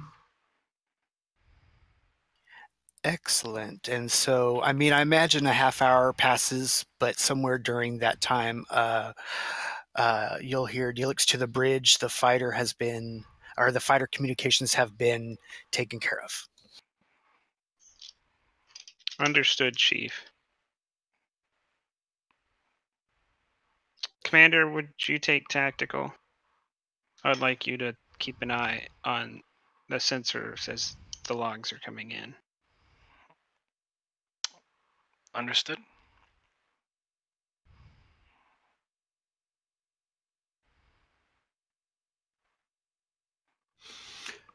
And so we have someone coming down to medbay, I believe. Yep. For some plastic surgery. Yep, that'd be Calum. It's only the second time I've performed it on him. It's fine. Yeah. Give me control medicine, difficulty 2. Sorry. You're in medbay. Difficulty 1. Cool. Surgery? Yeah, I'll give it to you. I mean, I'm cutting off his bridge, essentially. With a I pen will- knife. With a laser scalpel. Oh, okay. Then I will use, 3 momentum. Or, no, a momentum and 2 threat. Sorry. Just do it that way. Surgery focus.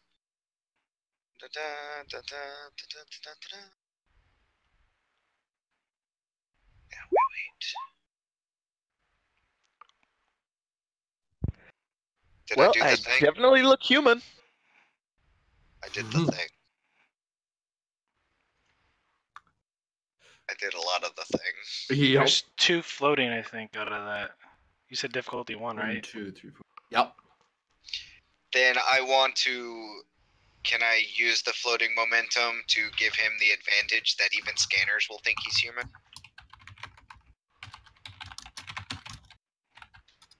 Like tricorder scans will think he's human? Don't you want him to look Klingon?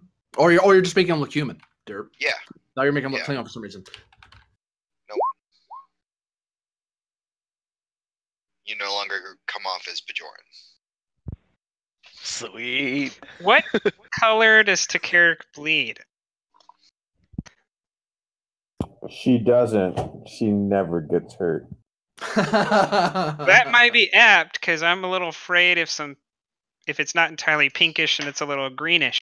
Yeah, I don't know. We might have to flip a coin on that one when it happens. Might turn into like this amorphous orange goo. Let's Right? not It's orange. let's not challenge the GM to give us the opportunity. I don't believe in coin flips. I believe in threat spends. I mean, I believe in making Klingons bleed, but not in this situation. Very good. So we have a surgically altered human. Of our Klingon, are you replicating yourself a Batlith, or are you just putting on the uniform and adjusting your appearance a little? Oh no, I want a batleth. Okay. That will cost you 1 momentum, and it will give me 1 threat. That's fine. What about disruptor pistols? Because they can't take phasers, obviously. Oh yeah. Oh, I'm asking the GM on the cost on that one. The answer is still yes, right? Are you getting them to replicate actual for the sake of the simulation, actual disruptors, or just phasers that look like disruptors? No, I don't. They would be actual disruptors. Someone is going to need to roll me I would say control security or control command to convince the ship's computer that this replication is legal or authorized. Because normally disruptors are illegal for Starfleet personnel to use, but you're telling the computer, no. This is for a very specific use. We intend to destroy it the minute the mission's done. We're not out to murder anyone. And you're logging the appropriate paperwork so that way you don't get in trouble later. What was the difficulty? Difficulty 2. I'll buy a momentum. And can I use Starfleet protocols? Yeah, I'll give you that. Oh, hell, I'll even let you use con if it's better. No.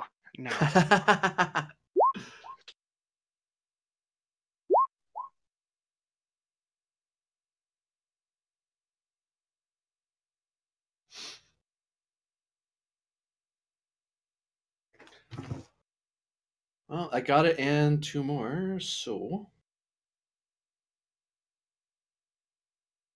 so you're able to tell the computer your intention, and you make it so that way it's legal that any JAG officer who happens to be on the ship looked at it, they wouldn't get mad at you about it. But you do know that disruptors as a lethal on lethal weapon, there is no stun setting on disruptors. But for the simulation there is, but for the sake of in simulation, it will cost you 1 threat per disruptor created. Unless I'm overridden by a cacophony of no's, then we'll replicate. Man. I don't really rate either of those at cacophony levels, so we'll do it. How many? 2. 2. Very good. You have yourselves some disruptors. Nobody sees it, but Delix frowns. It's okay. He's only weird looking when he smiles. Right? So it's probably normal then. No opportunity cost. I'm just making a threat spend. Well, Carrick, here we go. Yes, indeed. So what's our reason for going here? We should probably establish that. Oh, well then I'll have had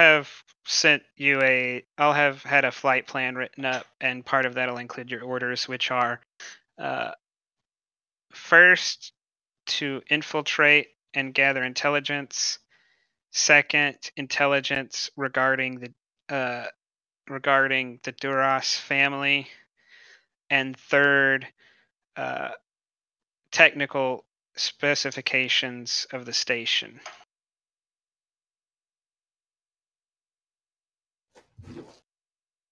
Oh boy. Sounds like an easy mission. And what is our cover story? Are we trying to, board the ship covertly or the station covertly? Or are we trying to infiltrate and claim that they're on, official business?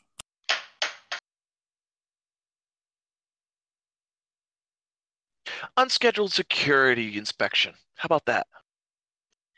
Pirates don't normally have unscheduled security checks.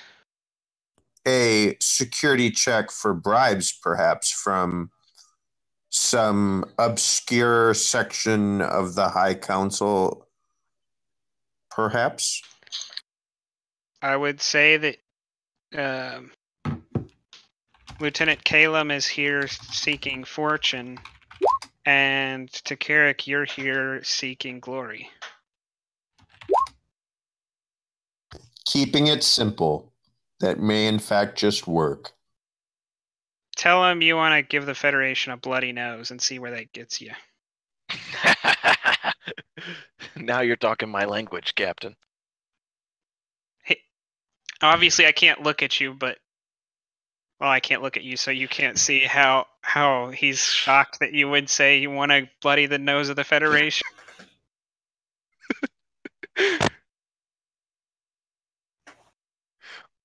Well, if you were there, you would have easily gotten sarcasm.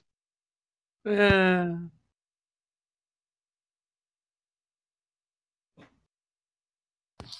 right, let's do this then. All right. So I make our way to the fighter. What does it look like? So literally, let me move this a little bit and blow it up. That there. I can't see no maps. Okay, Yeah. so picture a modern day F-16. Okay. And did we give it any sort of anti-Federation paint job?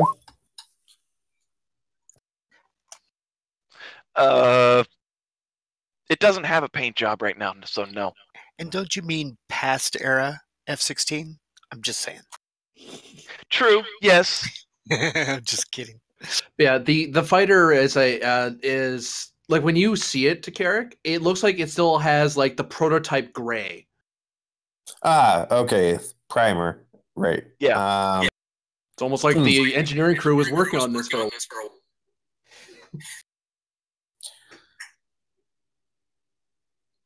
My only concern is this is a fine ship for two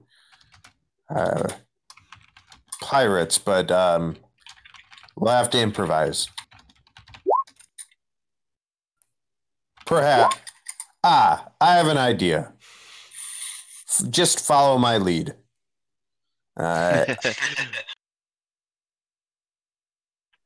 So, take us away. All right. So away, the ship's away. Yeah, the ship launches. How fast are you coming up the station? Basically, what I picture us doing is a half impulse burn, maybe quarter, into sensor range, letting them know we're there, basically. Actually, you're probably further back than you're about there. You were being hailed. Put it on screen. On screen. Control engineering, difficulty 1, assisted by craft, communications engineering. Okay. You want to roll that or me? Oh yeah, I've got a 16. So. Okay. Sounds low to me. Assisted by the ship. Let me get the ship. Communications engineering, which is crap. Well, you got the one. Yeah. Basically, you're allowing the ship to translate a little bit for the sake of the person who probably doesn't know. I don't know if both your characters know Klingon or not. Yeah, I do for sure. Okay. Yeah, Caleb, you at least have it set up in such a way that you can understand the Klingon being said without the ship giving away that it's translating anything. So you have a very low latency translation of what's being said. And when you talk, it's not going to give away that you're using a translator. It's going to sound like you know how to speak it if you want. But you have a button on the panel to let you swap because it's obvious that as a human you could be just speaking English or Spanish or whatever. Okay.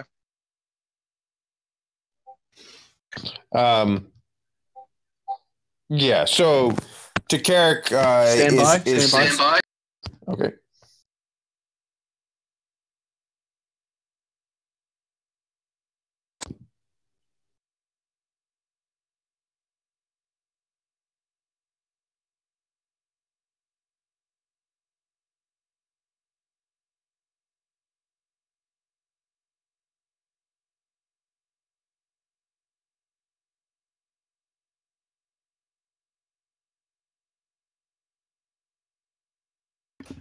I've returned. Say again.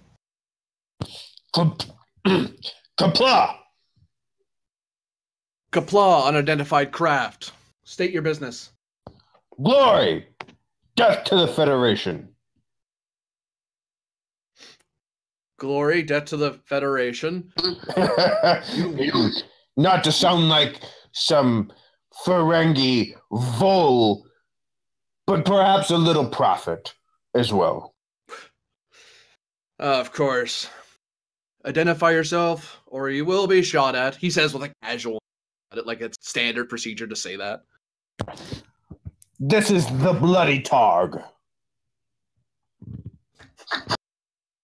GM's laughing. Give me a second. I'm gonna want you to give me a presence plus security roll for that. I'm going to oppose it for some reason.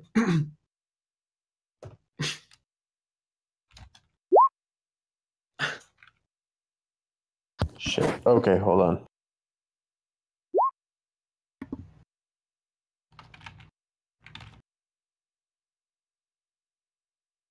While Roll20 is reloading, can you give me a description of who's on?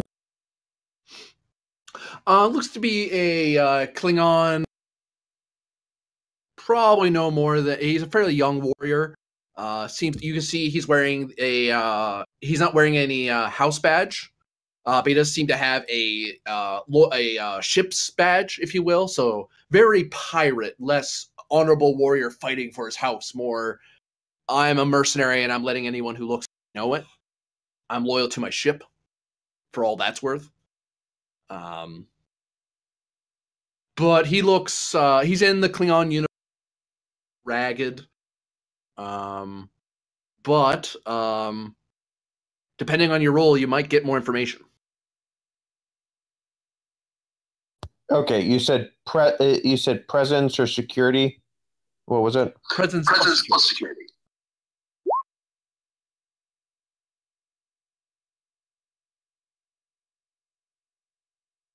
And do we have any momentum? Count 6. How much would it be for 2 dice? 3.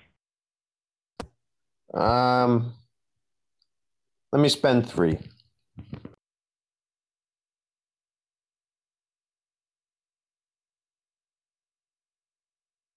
So that's 4 dice total, right?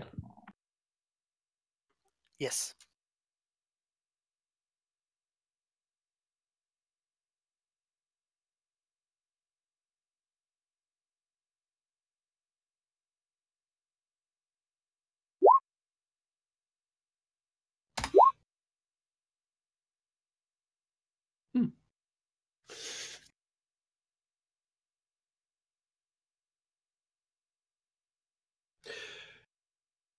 Very well, Bloody Targ.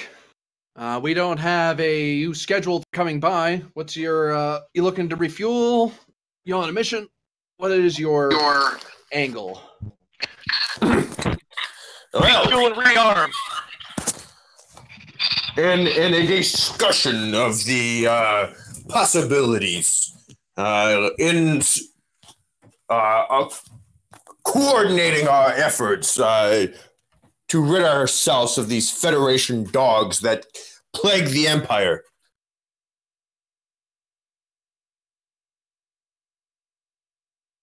Well, I take that to mean that you're volunteering then? I I would have to see who commands this to know that they are a warrior with the merit to defeat an enemy so vile as the Federation. But perhaps. Well, we'll see how the general feels about that. What about your human there? He is a vassal. And yes, he is here to refuel and rearm. Perhaps to volunteer as well. Make a mild profit, if it were. Very good. I'll have you dock at port 225, indicated on sensor ping. Acknowledged, port 225. Deactivate weapons, deactivate shields. If they turn on while you're in range, station out. By the way, shields and weapons were never activated. You can be nasty. So, have you any experience with doing anything like this? Any relatives tell you tales of the resistance? Please, I fought in the resistance. Infiltration was in my blood. Excellent, good. I don't have to watch a newbie fail here. I'm glad I have some experience on the team. This is going to be an interesting situation, especially since this has been programmed by non-Klingons.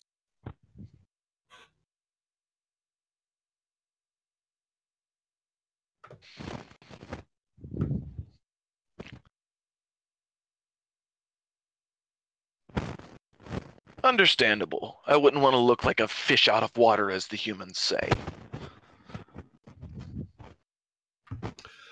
Aboard the Sarek, who is on sensor operations? That will probably be me. Oh, God.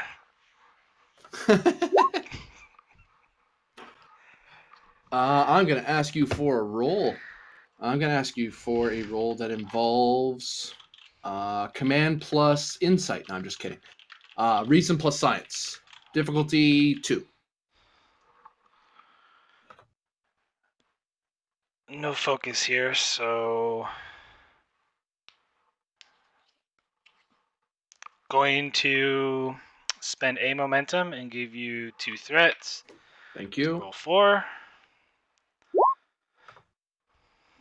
Don't know why I need to do that, but it's okay. And then the ship sensor science, correct? Correct. Do you have that, Captain? Yeah. What was the roll? Sensor science?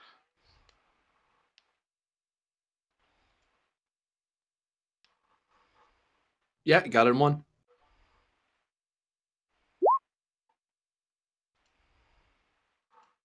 That looks like 3 momentum to me. Yep. Messaging coming to you, Prax. Oh, goody.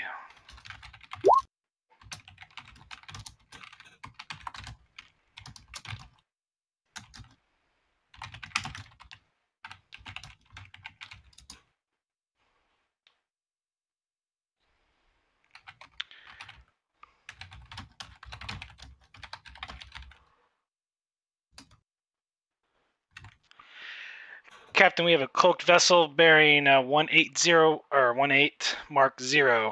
It is cloaked, coming up behind us. Has it identified us? I'll take that as a free question. Do it. It doesn't seem by intercept path at all. But it's coming. It just so happens to be coming straight at you. You sensed it. It's one of those situations where you sensed it at extreme range. It doesn't look appear to Commander- detect us yet, Captain, but we need to move out of its path. If we move, it's likely to sense us, Commander. I think we should go completely dark. Auxiliary lighting and emergency life support only. Can I That spend way- a momentum? Hold on, real quick before you finish that, because I want to know what our surroundings are at to make sure we're gonna have appropriate cover doing that. So I want to spend a momentum to make sure that they're get information on the general space of the area, to make sure that the current region we're at is going to mask us if we go dark.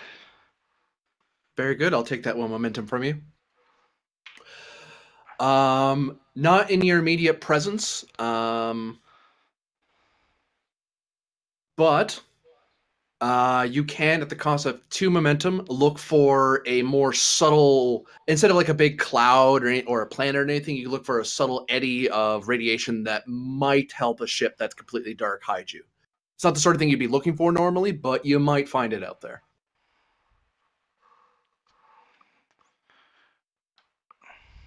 Captain, we can use moving thrusters to move us more towards an eddy to cloak us, but we are too big of a target to go dark. They will detect us. Sorry, what did you say again? They will detect us, and we need to somehow gently push the ship into an eddy of some sort, or a spot that can mask us if we go dark. Otherwise, they What are about- going to see us. What about explosive decompression of Shuttle Bay X being the one that is currently empty?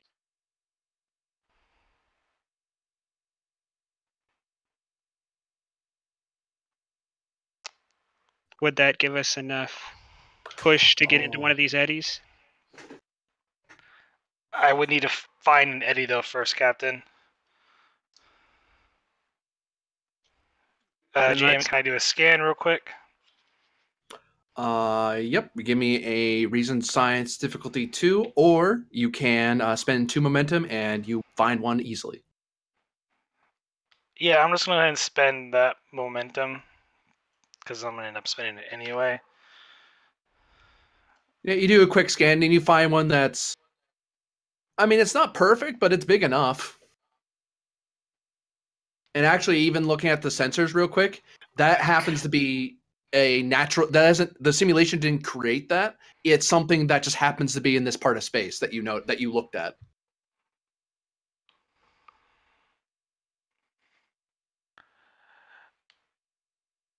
Captain, there is a pocket here that we can move the ship into.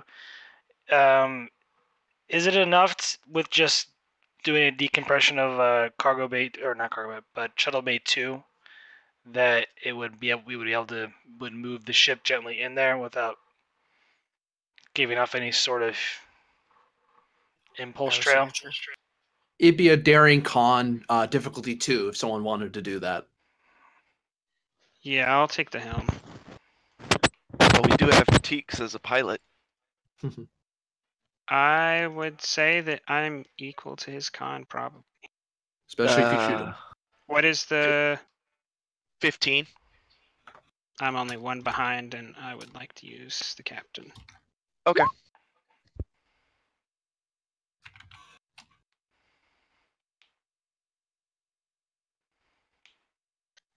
Can I use evasive maneuvers? Yes. And...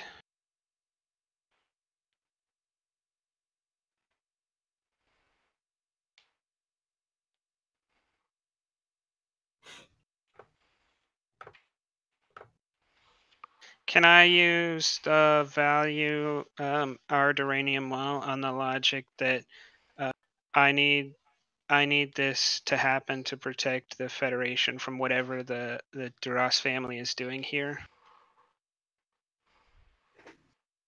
I'll give that to you, yeah.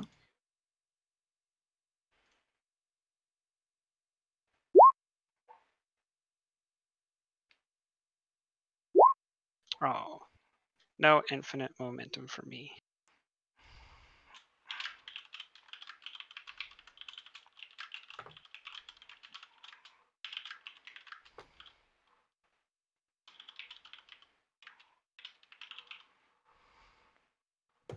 And the ship very carefully drifts away. As far as the fighter's concerned, you've lost contact with the Sarek. Okay. Hmm. Okay. Whoops. And so that's going to disappear from sensors then too, I'm assuming.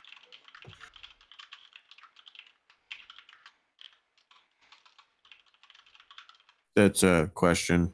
It's off sensors. Yes. Rebooting roll 20, just had a glitch there. It seems we lost the Sarek, eh? Hopefully that's intentional. Hopefully.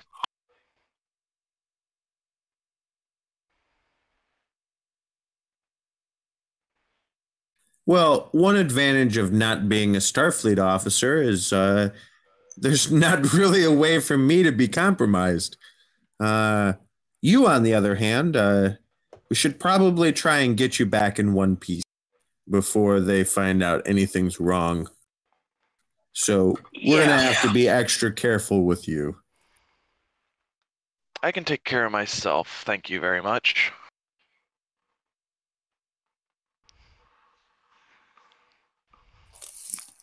So how far do you think this simulation goes? Don't know, but we're coming into dock here soon. And on sensors, both ships detect a Vorcha battlecruiser coming out of cloak and approaching the station. Ah, As it Wow. sails right through where the Sarek was.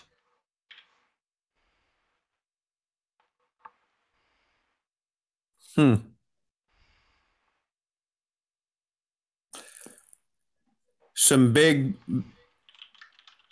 boys coming in, eh? Look at that ship. It's not a nobody. oh, no, it's not. This could be a problem. Or a possibility. True. Considering that the Duras family is not exactly in the graces of the Empire, but also not devoid of friends, at least those that are willing to go in through the back door. It'd be interesting to see who this is, whether this is a Duras ship or another member of the Klingon houses. Well, I'm glad I changed out of my uniform. Shall we get out of here and figure out what's going on? Sure. And if anything, our backup story is that we were Maquis and we feel abandoned by the Federation. It's a fallback position. If there's any questioning of why we're here beyond our individual petty desires. A good plan. Very good.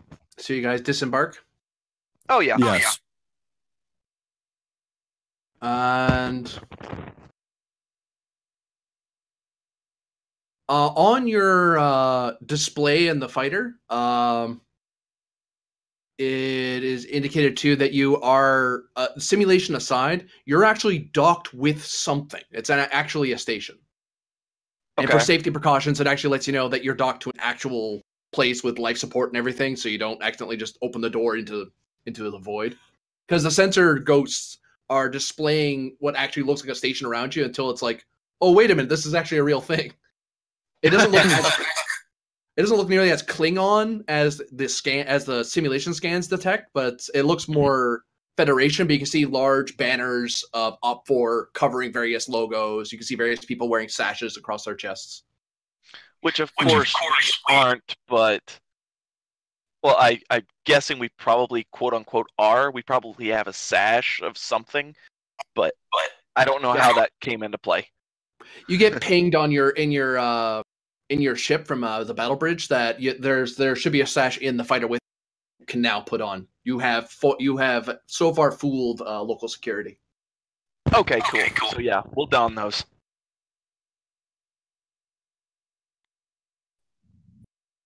And disembark. Tukarik is going to take the sash, but she's not going to put it on yet, actually. It's a deliberate thing.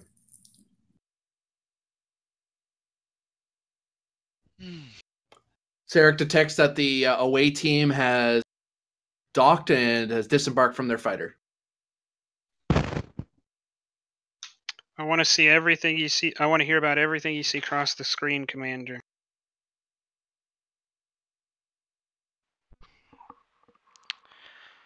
Understood, sir.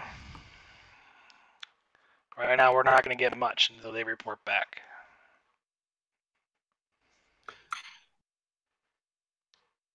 Away team, as you disembark, you are put through and I'll abridge it here a bit, that you're put through a simulated customs check by Klingon officers.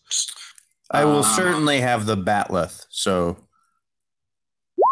they'll see that strapped very prominently, not trying to be hidden at all on my back. Very good.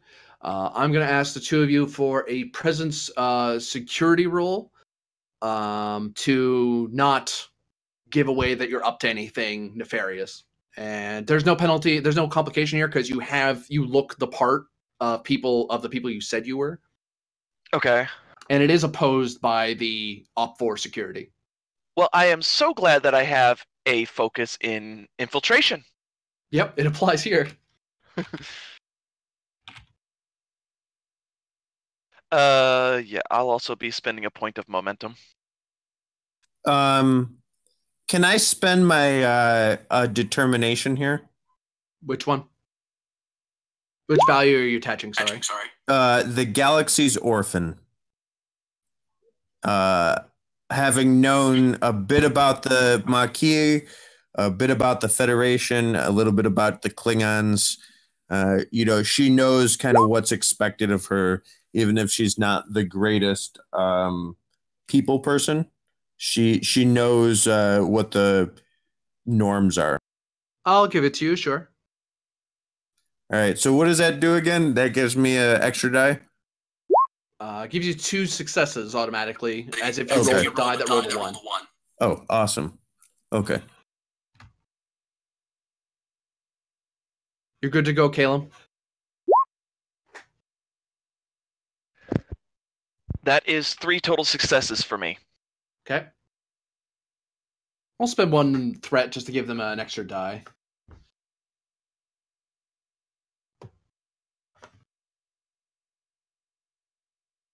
And you ready to go?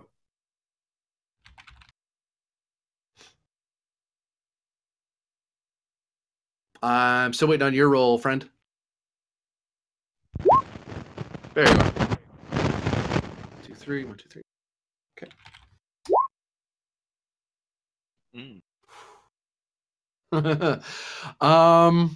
So as you're they ask you various questions and you give them some roundabout answers about Maquis and about your background and so on, and then they, instead of putting you through, they chat with you a bit, and for a second you almost think you're made, like they're starting to get more, they're getting more and more specific, until eventually they get a call that they need to be somewhere else right now, that a VIP is aboard, they need to attend to him. So they stop querying you and let you go. Are these humans or Klingons? According to the sashes, they're Klingons. You are lucky I tolerated such interrogation from those of such a lowly rank as yourselves. But I guess you are doing the duty of an honorable whatever you are. and then she's gonna move through. Very good.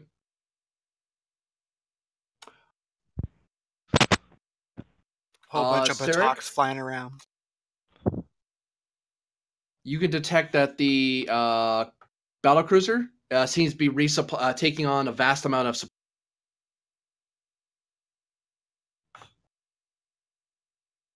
Supplies? I missed the last part. supplies. Yes.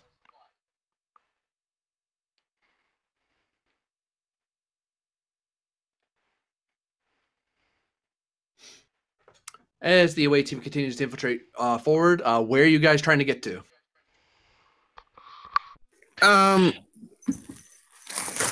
Well, I think what we're going to do is just make a loop, first of all, like around the commons area, just to kind of get a sense of what's going on here in the scale of things.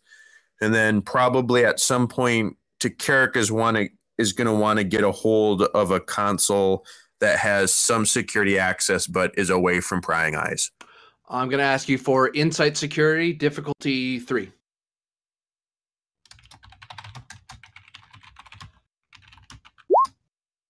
And can I use sabotage here by any chance? Not yet. Would it be possible for me to assist him by keeping a lookout? Yes.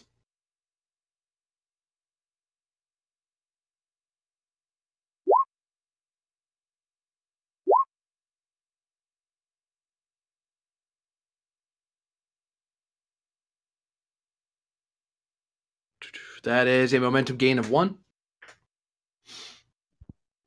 Looking over the station security, the station is very much a mix of pirate haven and military shipyard.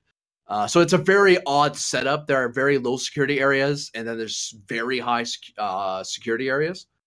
One area of the station looks to be, it's an obvious gap.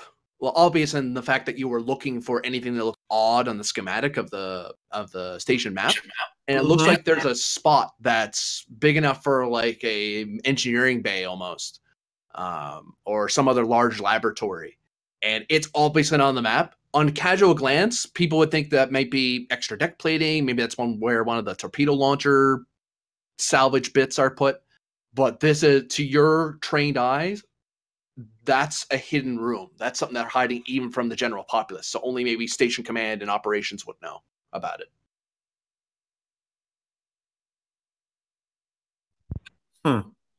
Okay. Is there? Okay. So what I ultimately want to do, and I'm gonna actually be talking to this with my cohort here. Mm-hmm. I think there's a hidden room here. I think perhaps if we could gain control of internal sensors for just a moment, we perhaps could get a better readout of what this is. And then we can perhaps meet our contact at the station that we just made, and introduce ourselves and perhaps have a chance to come back here and rendezvous. Understandable. Mind if I take a look at the console? I could hack into their internal sensors. Sure, I was going to, but go right ahead if you feel confident. Mind keeping a lookout? This could take a bit. Certainly. And she's gonna squarely put herself out, and look like she's like cleaning her batleth. Now, for me to hack into the internal sensors, could I roll control engineering and possibly Carrick assist with insight security? I'll give that to you. I am going to oppose. That's spending fine. Spending 10 threat. Whoa!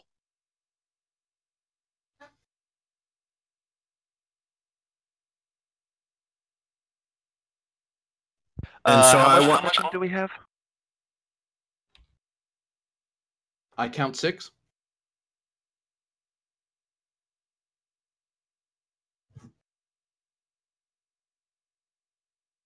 All right.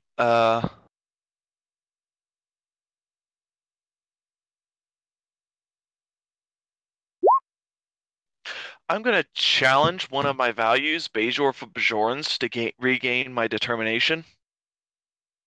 On what basis? Basically, the fact that the Bajorans have been working with the Federation for so long that now it's basically become a mixture of the Federation and the Bajorans working together rather than just a stand up. This is our planet and this is who it belongs to. I'm good with that. Go ahead. What are you spending And back I'd into? Precise to a fault. Yeah. And then I would like to spend 2 threat and 3 momentum to get 2 more dice. Do. I'll take that. Thank you. That is 5 successes for me, 6 including Takarek's insight roll.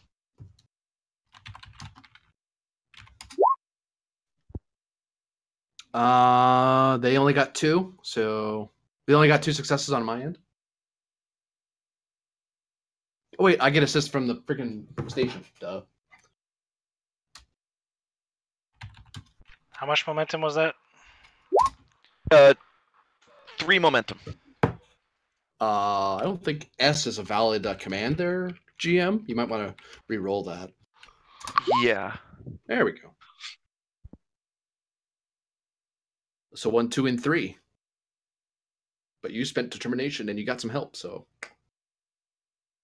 that could have been worse.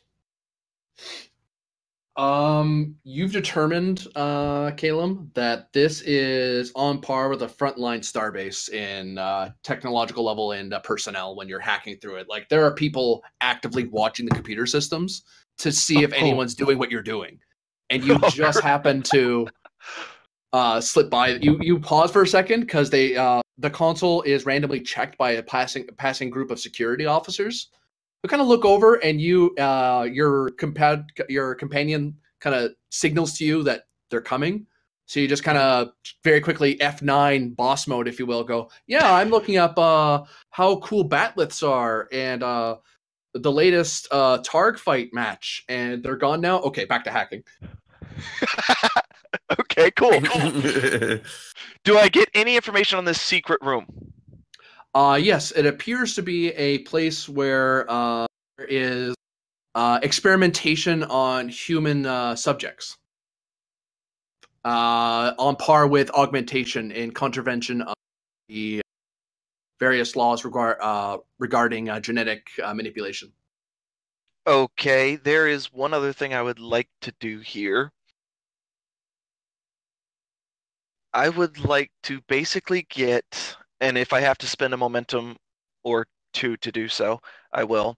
I would basically like to get a internal layout where I can basically see all the station's quote-unquote weak points. Very good. You can either give me another roll, or you can spend 2 momentum. I think we have 3 left. Is everybody all right with me spending 2 more? Yep.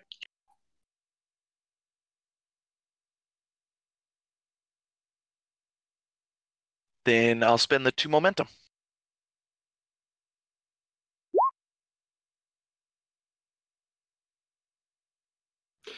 Okay, you have yourself an internal layout and various weak points of the station. I'd like to step out to Carrick and go, yeah, we should basically destroy this station. Do you think that's something we should do now, or should we report back?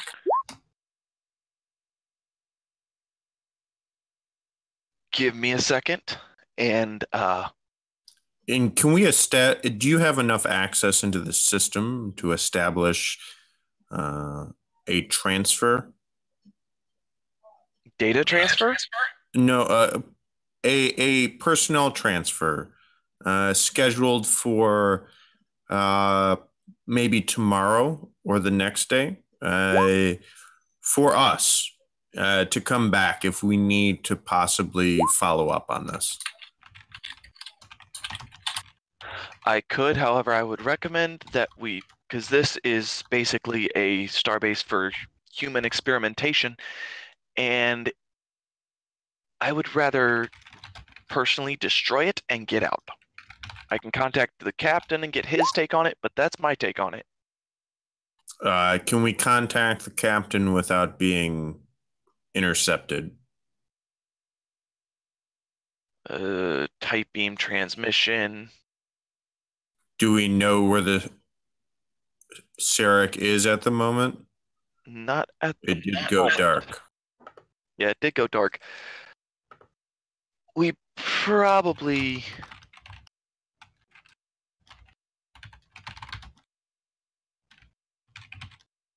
Yeah, let's do this. I say we set spatial charges at least at the main points and knock this station out, but I mean, they're basically out of contact. We gotta get going.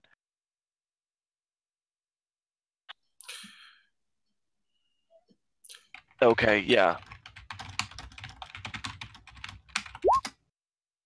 Do we have charges? I'm pretty sure they probably have some in the storage lockers that they were loading those supplies from.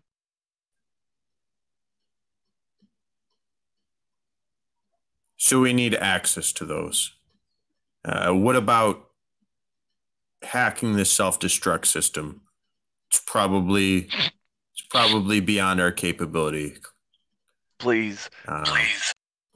You think you can? I can get it. All right. Okay, so this is what we do. You set that self-destruct sequence. See if you can disable the audio and visual cues. Have it run in the background. Set it for 15 minutes. We're going to gather as much information that we can about this situation in 15 minutes.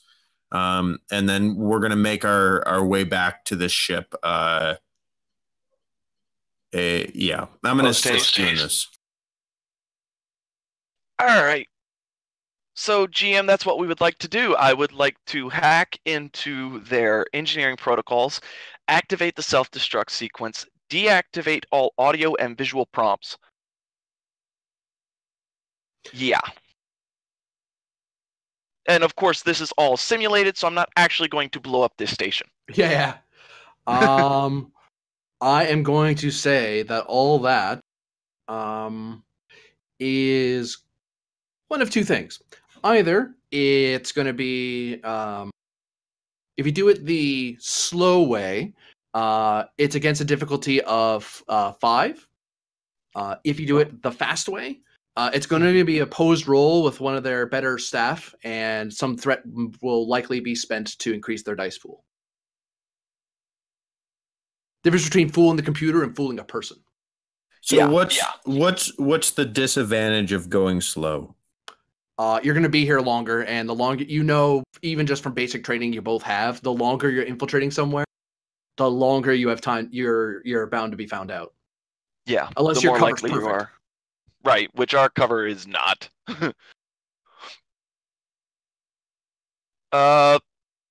Yeah, I'm probably going to take the fast way out. I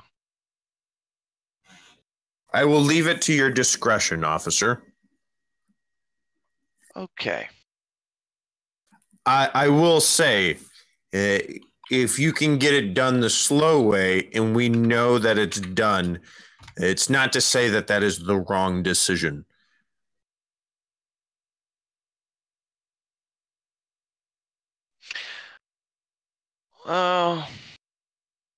Be very hard to fool a computer.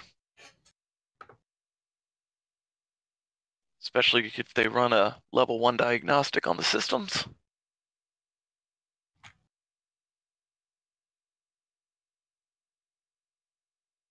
Yeah, I'll try and fool their staff. Okay. And I'm gonna assist them. Very good.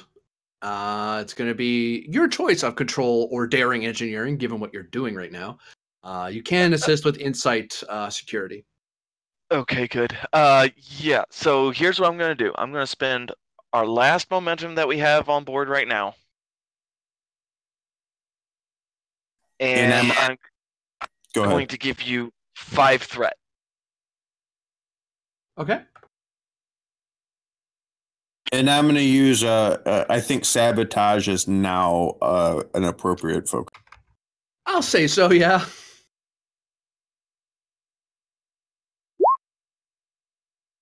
Oh, crud. You're gonna want to use a determination.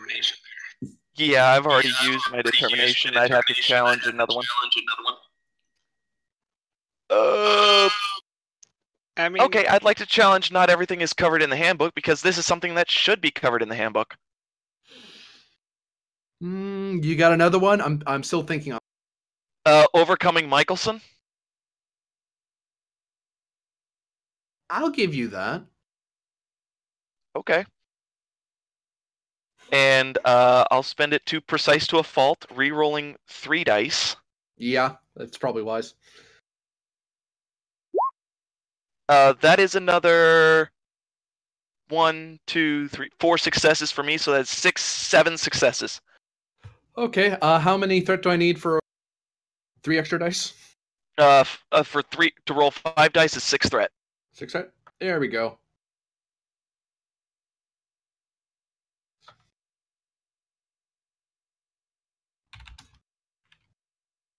What you should have done was lied and said, no, it costs 12. Oh. Well, it does. 1 and 2 and 3, 4, 5, 6. Oh, I beat him by 1. Yes. And then the station assists. Oh, crud.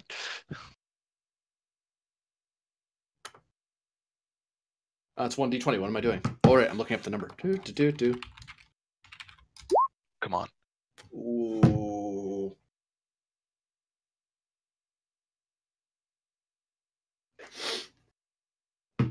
And which way does a tie go? it depends on if you're using succeeded cost or not.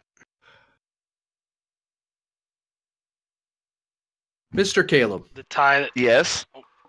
Oh, the ties. I was gonna say the tie. It's either if it's exceeded cost, which means you get 2 threat, or there's a complication, or you spend 2 threat. But usually you have to give it to the players.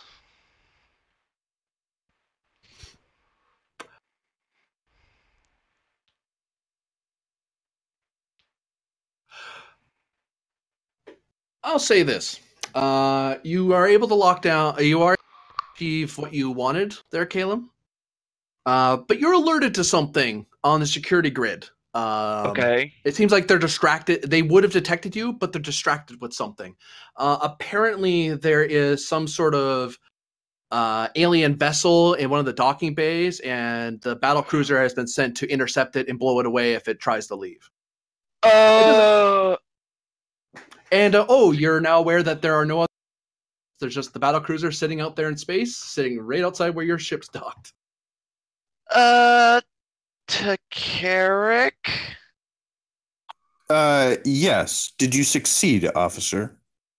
I've got it running, but we've got a problem. Yes. Our fighter has been discovered. Well, it's good that I set the timer to 15 minutes. We have 15 minutes to steal something. Can you identify an appropriate craft? Perhaps, is there a docking port on the other side of the station from the attack cruiser?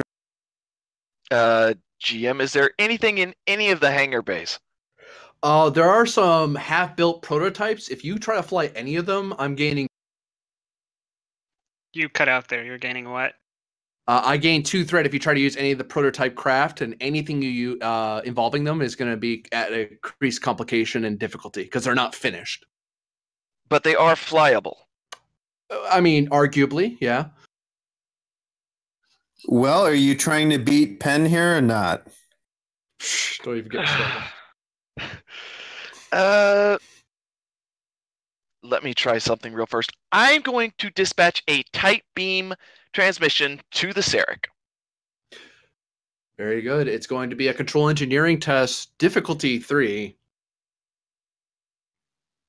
14 minutes and counting. There's no audio cues, by the way. No, this is for you. Just kidding. Just kidding. Oh, there's 3. This is your conscience. We haven't spoken in a while. Right? You just planned yourself to die. No, I'm just kidding. Sarek, you're required to do a control engineering task, difficulty 3. On your end, though, you're assisted by your ship's communications engineering. There's a transmission trying to get to you, but it's super tight beam and it's trying very hard not to be seen. But it's actually painting a signal where you were, not where you are. So you're kind of having to intercept a transmission that was meant for you. I believe this is Derek's. Deluxe. Yeah, Deluxe's domain here. Yep. Okay. The only thing I do not have is communications, but I do have computers, survival, and then the EPS again. I'll give you computers straight up. Oh, okay, good. And then let's see. Since I would say this is that moment where, yeah, we need that signal. Yeah. So I am spinning determination on. Let me read which ones I got. Most comfortable in a crowd? No. Always pad your estimates? I'm not sure. Nothing better than practical experience? Maybe. Love your ship like you would love a child? No. So I think it's right now nothing better than practical experience. I'll give that to you. It sounds like something Maltera would pat you on the back. Excellent. And then now that I've used determination, you guys, I can never remember how much they're at now to get certain dice. Whether you guys want me to have 4 or 5 total. You add 1 to what it would have been.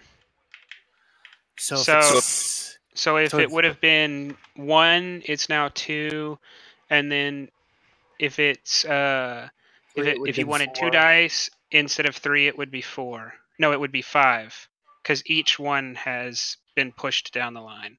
Each one has 1 point added. I see. So I'll say this. Do you guys feel I should spend 4 dice or 5 on this? And then you guys spend the threat appropriately for that answer. You are very close to succeeding because you already have a net 1. So my suggestion is only buy 1 more dice, and you're bound to get 1 success out of 3 dice. Okay, that sounds good then. So I click it to 3. Yes, because he said that. I spent the determination. And then you said control engineering? Got it. Cool. And what was the ship? Communications engineering. Yep. Gotcha. Okay. Oh. Ooh, What? and then I'll re-roll that since I used bold. Switch it to 1 die, and there we go. It's a nat 1 plus, that's 3, 4, 5, 6, 7. Yes. So 4 momentum gain. After doing a bit of fiddling with it, you're able to hear the away team. And unless someone is sitting right there on the line listening in, no one's hearing this. Like, someone would have to physically be in between where they wanted to be, where you were, where they are. Captain and Commander, I have the way team online. I jump out of my seat and stand behind the commander. Captain, we have a situation here. This is a fully capable starbase doing experiments akin to augmentation on humans. We've took liberty to set the self-destruct sequence on the ship. I don't think a full frontal assault on this station is advisable. However, our ship has been identified as something to be contained. However, as of now, we have not.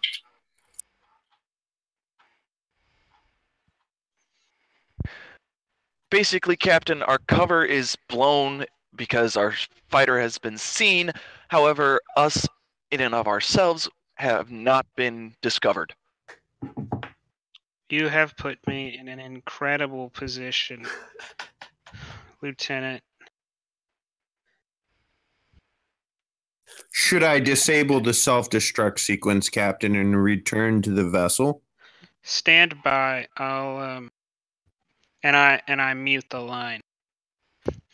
Commander, since there's no actual lives at stake here, I want to know what you would do. My thoughts are a very well-timed jump to warp, followed by a very well-timed dropping of shields and beaming, and then a very well-timed warp out. But I want to know what you would do.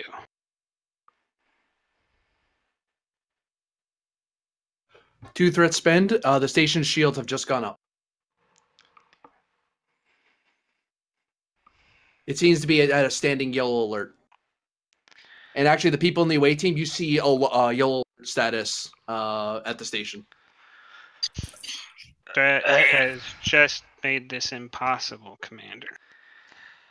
Their only option to save them is they're gonna have to get to their ship, get out while we engage in the that Klingon vessel, and hopefully buy them time to get out. Captain they will not be able Commander, to drop. unless they're able to get to the shields and drop them. Say that we leave them behind, Captain. They've made their choice to act on this. I mean, I won't abandon them because they've made the wrong decision. That's not the way we do things. But I will leave them behind because they're still in cover and they're trained officers who can do their job. We can come back later once the station is settled down. Do you agree, Commander?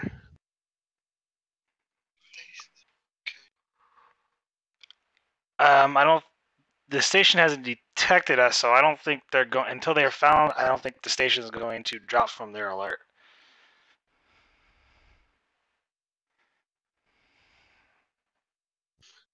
They're not going to stay at yellow alert forever.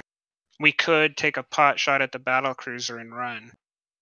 But they still know about, they've already destroyed their fighters, so they already know that someone's made it on this thing. So I don't know that giving away our position would convince them.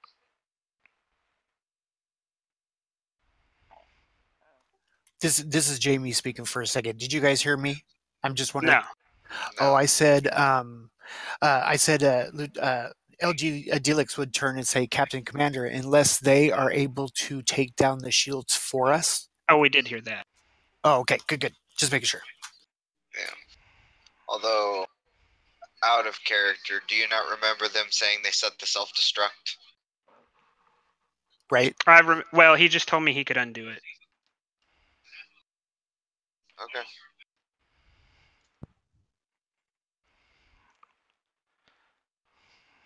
If it wasn't for the fact that we're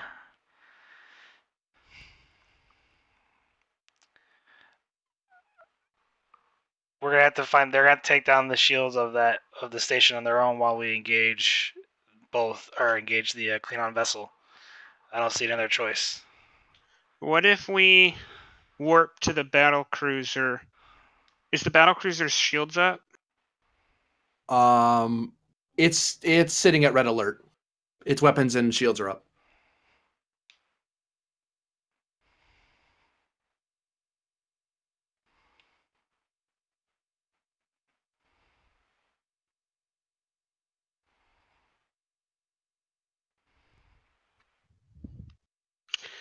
What if we rig one of our shuttles to do an automated jump and an attempt to beam, not them, just an attempt to beam to life forms off of the ship, and then jump again as a decoy?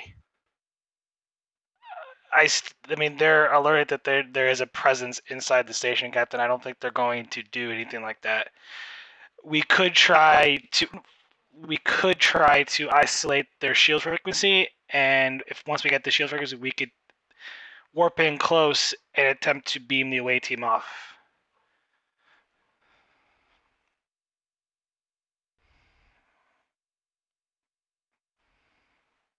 Unless Lieutenant Caleb can get the shield frequency, since they are tapped into the system currently. If they can get us the shield frequency, we could potentially beam them off the station and get out.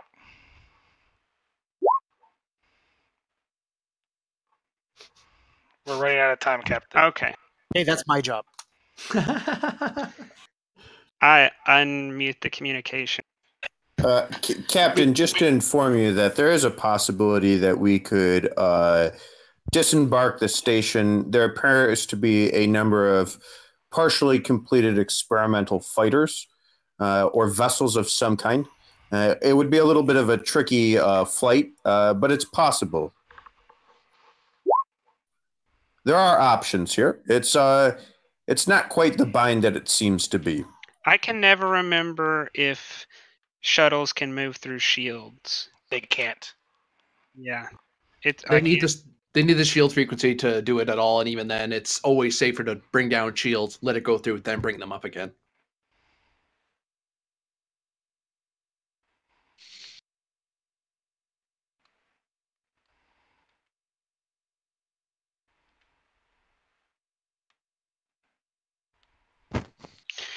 I'm not gonna risk the ship. I can't risk all these lives. No, there's no need. We have an excellent access to the computer system here, so I think we probably could do something about these shields here, and perhaps get ourselves off this situation. It seems like we were marked, or that the shuttle or the ship was identified unrelated to any of our other activities. Okay, Lieutenant. You don't have much time left, so your order is to do whatever you need to survive. The Sarek will remain on station. If we don't hear from you in the next hour, we're going to leave the system and we'll come back. Captain Sarek's out. Understood.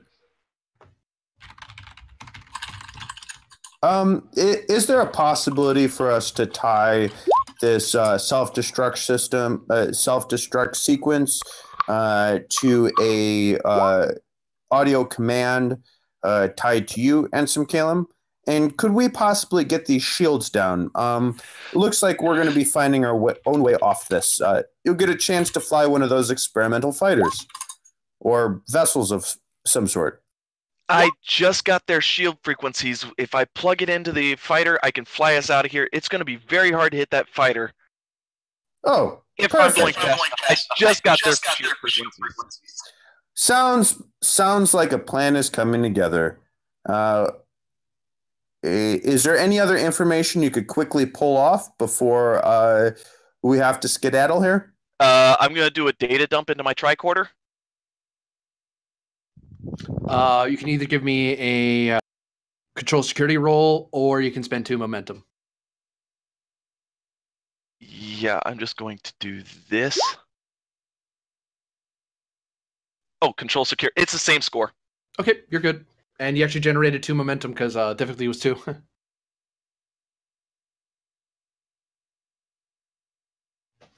So, yeah, I've got all the information we need. Let's go. And the captain never advised us whether we should abort the self-destruct sequence. Better to ask forgiveness than permission. Let's get out of here. Sounds.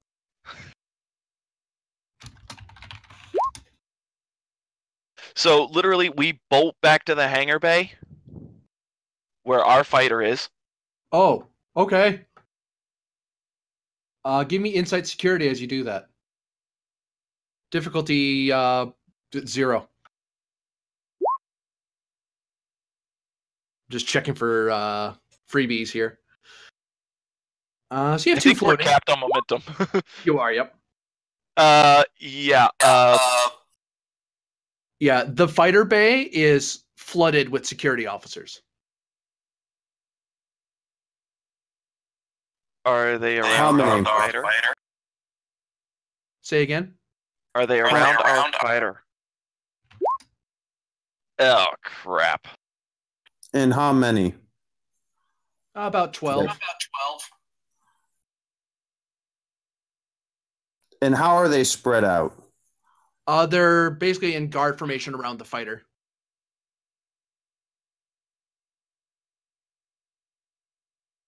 And you see them long before they see you. Like you're going through like a breezeway that looks down into the hangar, and you see the guards standing there. Well, crap. We're not getting off here that way.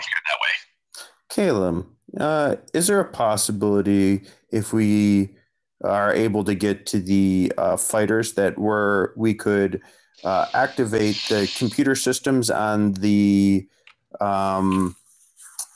experimental fighter that we brought and autopilot it out as we're flying out on another vessel? Gonna have to. That's gonna be quick. Let's go. Should be Okay. next hangar over. Alrighty. 7 minutes and counting.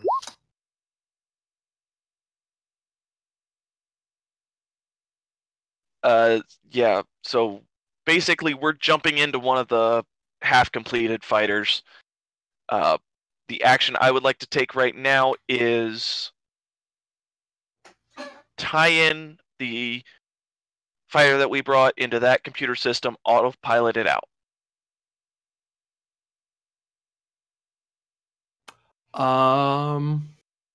I'll treat this as if you had an advantage with this. I'm gonna ask you for a control engineering task, difficulty 1 instead of 2. Okay. And can I assist on this? Unfortunately, no. Okay. Oh dear. Oof. Oof. There goes the fighter. Yep, there goes the fighter. We're getting out of here. Okay. So what is the following action? Because the station doesn't seem particularly inclined to let you leave. Yeah. No communications whatsoever. We just bolt. You can do one of two things here, because the station is going to want to obliterate you. You can try to basically outrun where they're shooting, or you can try evasive action. Okay, let me ask this. Sure. And this is from a strictly GM perspective. Sure. On your end, I don't know what this is. Do these shuttles at least have what we classify as improved impulse drive? If you spend 2 momentum, sure. Cool. Because I know exactly how I'm doing this. Okay. So basically what I'm doing is I'm punching it out at quarter impulse, basically doing an impulse maneuver, spending 2 momentum in order to activate the improved impulse drive, which its ability whenever I succeed at an impulse maneuver, it increases the difficulty to hit me by 1. Since it would be classified as a small craft, it is base difficulty 3 to hit. Because I did that, it is now base difficulty 4. Oh, you're annoying. Yeah, okay.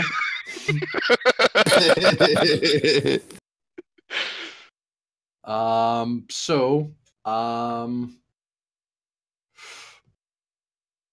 you're just impulsing away. Oh yeah. It would use up 1 power of the ship. Don't worry about it. It's going to be a daring con, difficulty 1, complication 2.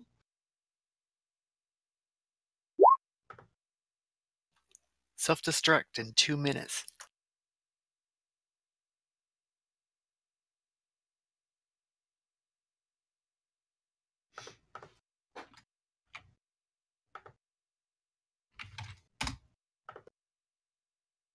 Impulse can move you up to how many again? I forget.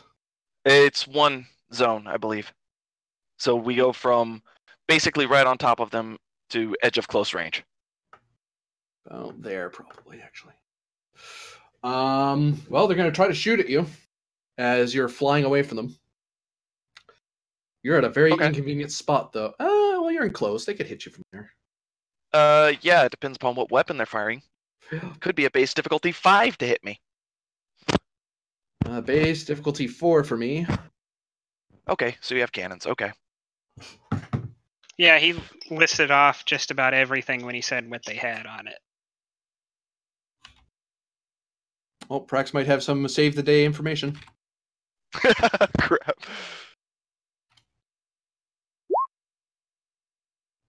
Yep, the Sarek totally detects the fighter. It looks like a half-finished Delta Flyer looking thing. We could beam them off the fighter. That's what I was thinking. Oh, okay, good. Yeah. That sounds If like you I tell don't- you, like, Lieutenant Daleks, report to the transporter room. Prepare for emergency beam out. Yes, Commander. And I fast power walk. Okay, I run this time.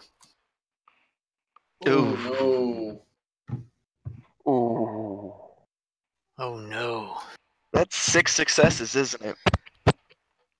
So 1, wait, 2, 3, 4, 5.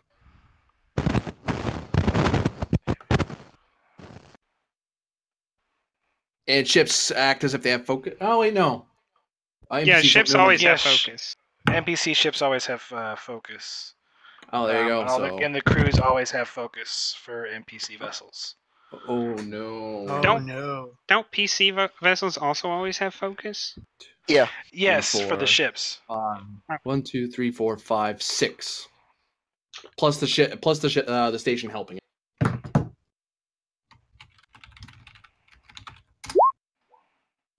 That might not help. Also, just so you know, the impulse, they can move anywhere within long.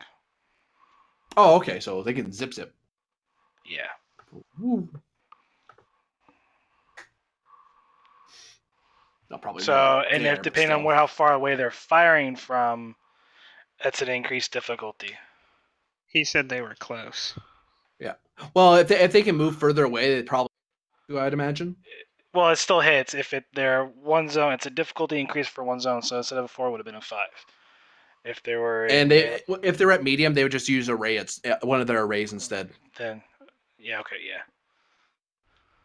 Because base for the fighter is 3, and then the impulse would put it at 4.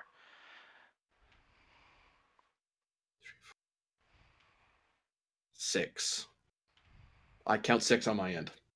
Yeah, you've and got you 6 successes. And you gain 2 threat. Go me, yay! Altera's going to achieve what Ed has failed far to do. Well, I can't say that. Someone has killed one of Caleb's characters before. Yeah, true. But at least this time it's just a simulation. Or is it? Oh! You dead, son. They're rolling 12 dice? 14, actually. Oh, is this from the no. station? Yeah. Let there be Oh. something for me to beam back. Mm. I beamed back 2 bodies. Well, it doesn't. Sirs. It's anything past 5. So their shields are down, and they're pretty much taking 2 breaches. That's their scale. Right, but it's PC player rules, so they're not destroyed, but they have no shields. Just depends. You have to roll. You have to roll in the breach, see what systems are affected. Sure. That is a. It's I 2 have- breaches. Oh, hey, you got it. Uh-oh. One of those is structure. Oh! One Is is that Caleb. death? One is Caleb, and one is going to be Takarik. Sorry, one is Caleb, two is going to be the Carrick. Yeah, that's an effect. Oh shit! Looks like I'm gonna have something to do after all. As the flyer flies away, the whole station just lights up like a massive Christmas tree and unloads its battery of arrays at the fighter. And as fast as the thing's going, even only one of them really needs to hit you. So it hits, and the whole fighter just starts tumbling. And then to Carrick, you see a display in front of you. You are injured. Do not move. You are dead weight. Oh. Apparently, Sarek, Caleb, go. I'm dead. Sarah can go. Okay. So if you guys want to take my suggestion here, they're technically, I guess, in medium range, so we need to maneuver, which will be a free, into close range of the fighter. We keep the initiative, we beam them aboard, and then use a minor action to raise the shields. We'll have to wait a turn, and then we can bug out. Let's do it. Sure.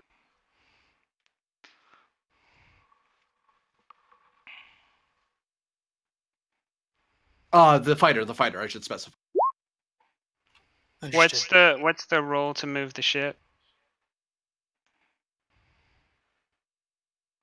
It's going to be a daring con. Difficulty 0, I think. It's difficulty. It's actually control plus con, difficulty 0. Oh, you're right. You're right. And then assisted by the ship's engines plus con. It's just a maneuver. Yeah. So that's 1 momentum, and then the ship. And there's 2. We're at max. Spending 2 momentum to keep the initiative, and then someone needs to do the transport. Delix, you're up. Okay. All right. So now that we know correct wording procedure from the Victoria game, Altera, I am burning most comfortable in a crowd to put it to nothing better than practical experience to pull them out of that ship. Very good. I'm good with that. Okay, and then focus in computers or survival in this case. I'll give it to you for computers at increased complication. Okay, complication. You've already succeeded 2. because the difficulty is 2. Oh, 'Cause you're okay. using- So just Wouldn't it roll be 3 Just- because they're not beaming them from a pad? No, he sent him I to the told- transport. Oh, I sent Delix to the pad. no, but Oh no, it's because they're not they're coming not from on a the pad. Right. So yes, it's difficulty 3. Don't you have to get 1 success anyways But, to take yeah. advantage of the? Yeah, and you have both cons, so just roll. Well, you have to give him 2 threat, or a threat Okay, and a 2. momentum. So just give him a threat, spin a momentum, roll 3 dice, and then we also get the assist from the ship. That way you get Correct. the reroll. Okay, there we go. And then, like I said, I've spent a determination now, so yeah. And that's for transporting its sensors something. It should be structure or no structure. Sorry. Sensors engineering, actually. Yes, sensor engineering. 2. Let's see. I got 2, 3, 4, 5, 6, 7. So far, 7. Does his reroll count for the ship? No. He doesn't have the. 1, 2, 3, 4, 5, 6. I count Should be- 6, but all the So I same. got Yeah, 2 it's- from the determination. Oh, sorry. I was looking at the one before that, engine's con. Sorry. Okay, 6. Yeah. Yeah. So we got 3 momentum out of that. You've beamed up the away team. And minor do we have action. any- Use your hold on. no. Stop. You have to say this. Use your minor action to raise the ship's shield. You have to do that. Yes, I know that's a part of it, but I was going to ask another question. Okay. So we have floating determination? Momentum. No, we Or have, momentum, we have no sorry. floating. No, we don't. No floating. Okay. That was just my question. All right, and then we raise the shields. All right. Can you spend again to maintain your quick to action pass? Actually, there's no one to pass it on. Nope. You only do it once, from my Well, understanding. I haven't gone yet, but I can technically order okay. the captain to go. If you spend 2 momentum, you get pass it back to the commander. Well, I technically thought you that can't. was not an because we used quick to action, which is the same thing, so you can't do that twice. Oh. And so there's no way the commander can take it on their turn. Well, in that case, the station's going to shoot you. Because there you are, and where the hell did you come from? How much? They're not going to blow up by any chance? Can we spend? Go ahead and spend 2 momentum to have the station self-destruct. Yeah, I mean, it's getting pretty close. If you spend 4, I'll give it to you. I spend the 4. Done. Sure. Wait, why is Jamie advocating for a? Because it was my turn. So No, let me finish my. It's a group. No, it's a group thing. That's not what I was saying. I was trying to be funny based on the fact that you suggest me to do very violent things, and this is an anti-violent thing. In the situation, instead of getting me to spin threat. Oh, can't. I don't have It's very anti-Jamie. All right, we're spending the 4 momentum, right? Station blows up. Yes. All right. Yes. Well, the station doesn't get a turn. Poof. I guess the battlecruiser will take its turn because it can't use the station. Does it take damage from the proximity of a giant space station blowing up near it, since it was supposed to watch this little fighter that's down? If it's in close, it would. Oh dear. Hold on. Yeah. It's that plus that. So I roll. Use breach rules. Yeah. Be not that, but that.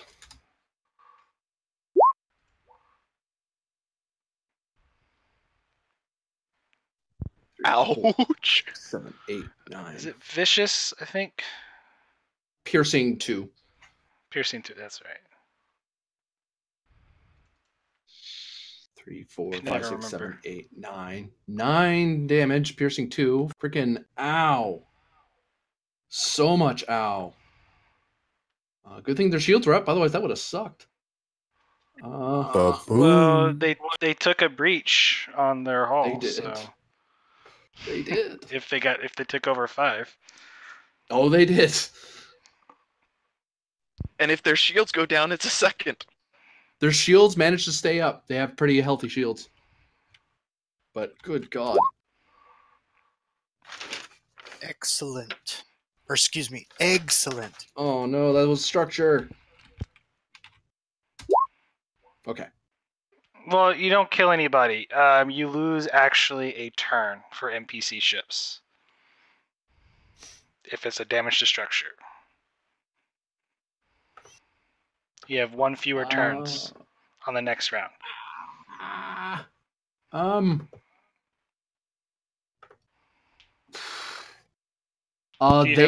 Their turn, because they're gonna lose their turn, one of their turns next time, and they got pretty hurt. The station's gone. You're still there, and your scale what? 5. 5. Yeah, they're slightly bigger than you are, but they're gonna choose to warp away. Can we follow them? If you want. Unless the commander suddenly shouts at me in objection, I'm gonna follow them. Captain, I think we need to get out of here. Chasing them at this point. If we don't let them get too far away, we can damage them and take them prisoner, and we'll find out what was going on here. They're already wounded. The advantage is ours. We could also be falling them into a trap, Captain. I think the trap was on our part. They're running away because they're scared. You don't set a trap by blowing up your own station. Captain, I don't know if you recall, but there were several other vessels docked at the station that warped away. They could be rendezvousing with them.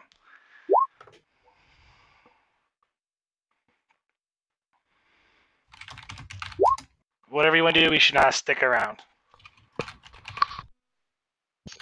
I was gonna suggest a roll to see if that's convincing or not. But since you say that the way you said I it, will roll.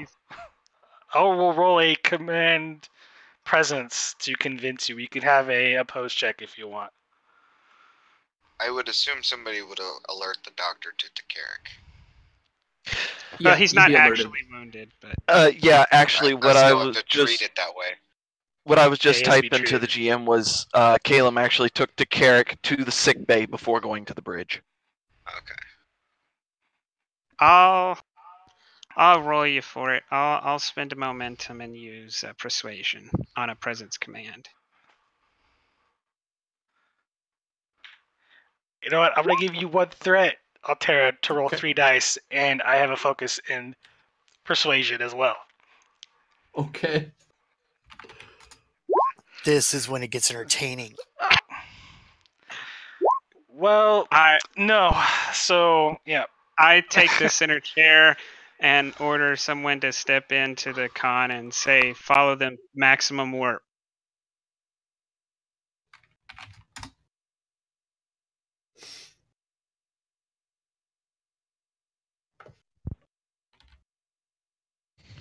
How much warp power are you spending to chase them? That prax you can advise me on. Oh. You know what? What power? We used 1 power for the transporters, so you're down to 14.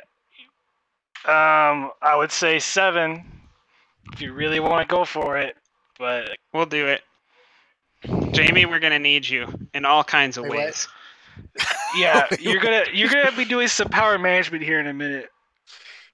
Yay. I've never done it, so you just tell me what to do and I'll roll. As always. So you spend 7 power, right? Yep. Yes. If you're willing to give me 2 threat, I'll let you try again. They spent more than that. Okay. So is this another thing where do I need to meet what they spent, or do I need to spend? Are we both spending the maximum we're willing to spend again? Maximum you're willing to spend again, because they warp and the extra pushing, basically jumping yet again to jump after them. I'll spend 5. We go down to 2 power. Well, I was gonna say 6, but I figured 5 was a better judgment. They're gonna have We're no not gonna power give- left too. They're not gonna have any power left too, Alright. and their shields are weak. You're both. You are sitting at.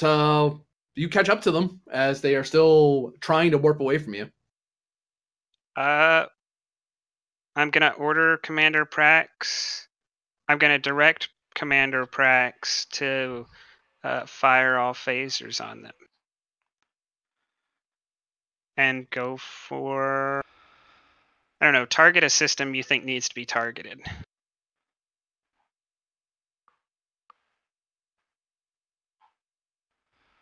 Okay. Are we within medium range? Yes. Alright, so that's gonna be difficulty 3. And it's command presence assist on this, isn't it? Yes.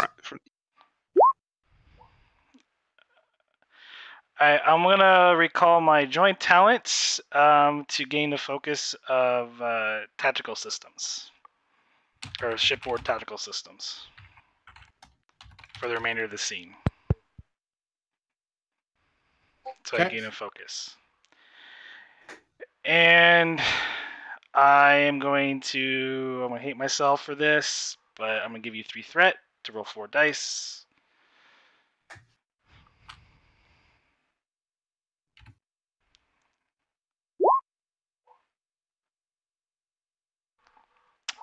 Ship assist. Yeah, I already. Weapons. Oh yeah. Weapons. security. Is that affirmative, GM? Weapon security, yep.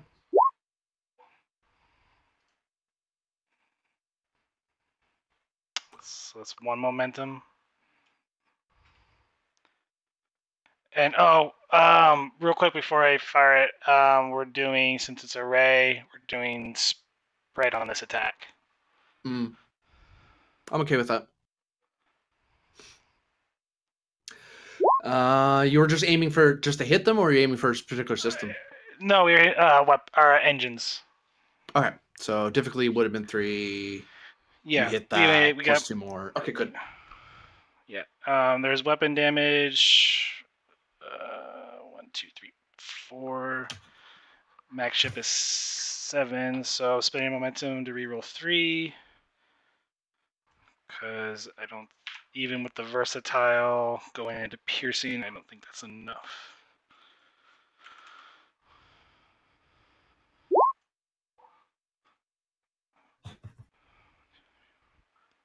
That's 7, and then 4 piercing.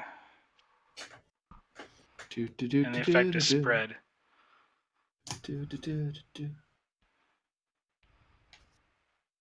Oh, that makes more sense that they ran away. -4 puts them to that number, so they actually took that much damage. Their shields go down. Okay, so that's 2 breaches to engines, and then plus half damage, and that's an additional breach to a random system because of the spread effect. Oh no. That's weapons, but still. Yep. Their ship is. They should also lose power too. On engines. Oh, don't worry about it. They're disabled. Okay. They were kind of against the wall as it was. Because They're not lose destroyed. immediately 2 power. So are they dead in the water? They're derelict. Commander, open hailing frequencies. She opens hailing frequencies. This is Commander. This is Captain Sarek of the USS Sarek. You will assemble your crew in your transporter room without weapons on them, and we will begin to beam them into captivity, or we will be forced to destroy your ship.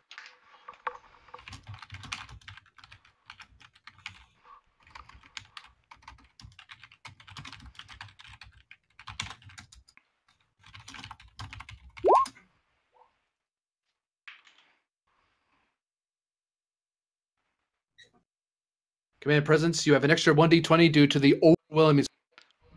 But Klingons being Klingons, they're going to try to oppose you. They're going to try to bluster at you and say that they have a chance or pull something on you.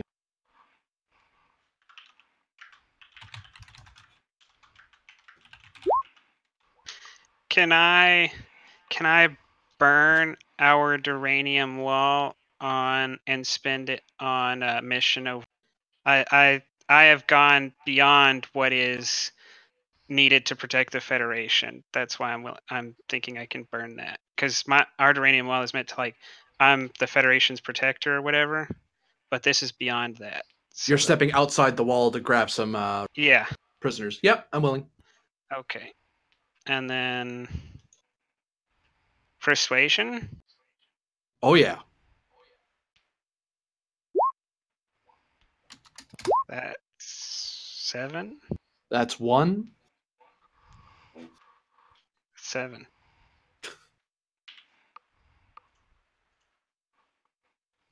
There's a lot of blustering on their end, but the Klingon crew doesn't seem. Today is not really a great day to die. It's an okay day to die, but it's not a great day to die.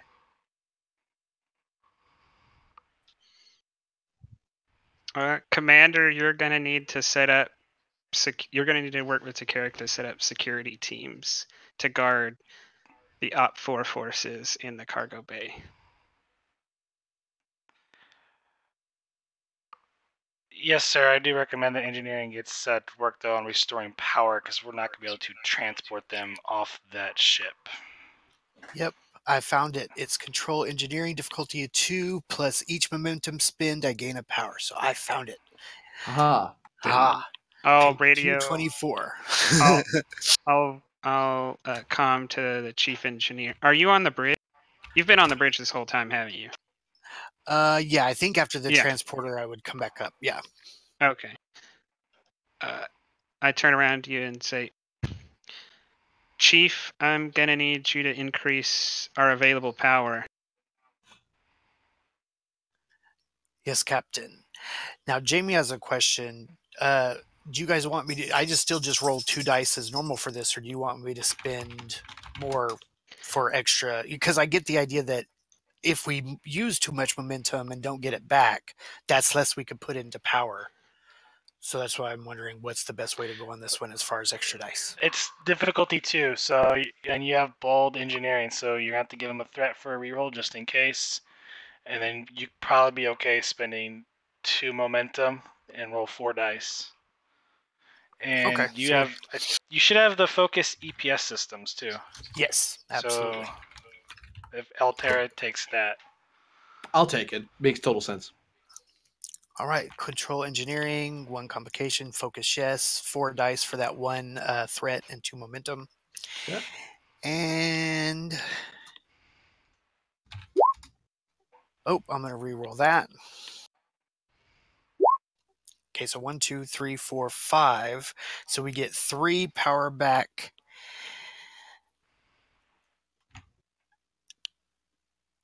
Plus the 1 for just the difficulty itself, right?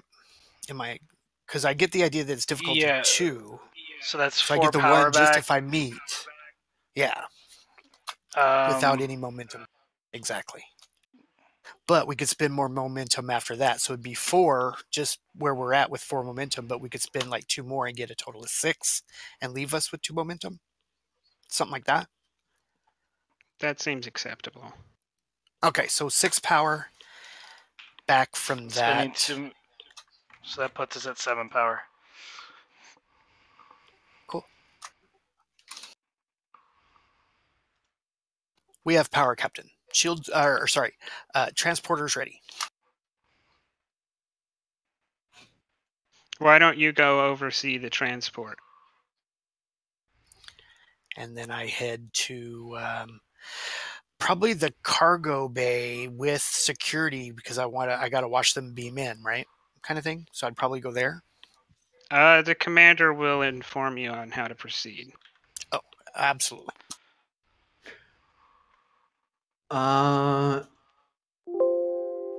Before you continue, eventually, Takaric is brought into the medical bay. He's not actually hurt, but he by the time he gets to med bay, he has a injured and dying sash put on him at this point, with some staff carrying him in.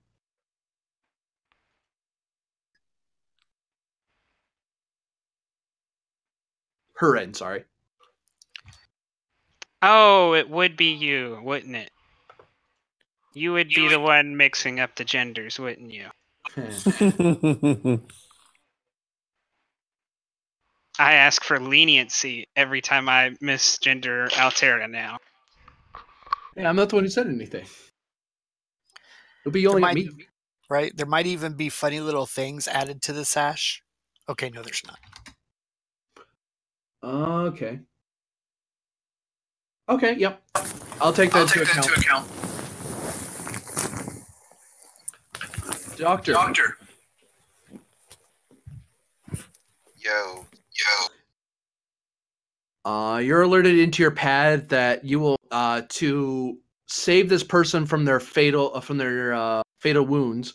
You're gonna have to pass basically a quick exam on certain medical procedures on how to treat Klingons in trauma surgery. Thankfully, however, the computer tells you that the patient, due to the Klingon physiology, has made this exam slightly easier compared to most humanoids. Okay. Yay for redundant systems. Neat.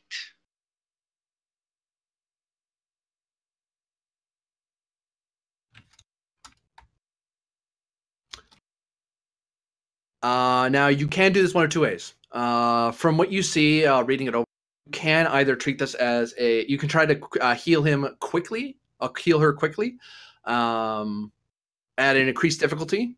This means that you can do it one and done, and she can get back to duty like as soon as possible, like basically this round. Or you can do it the safer way and do an extended test.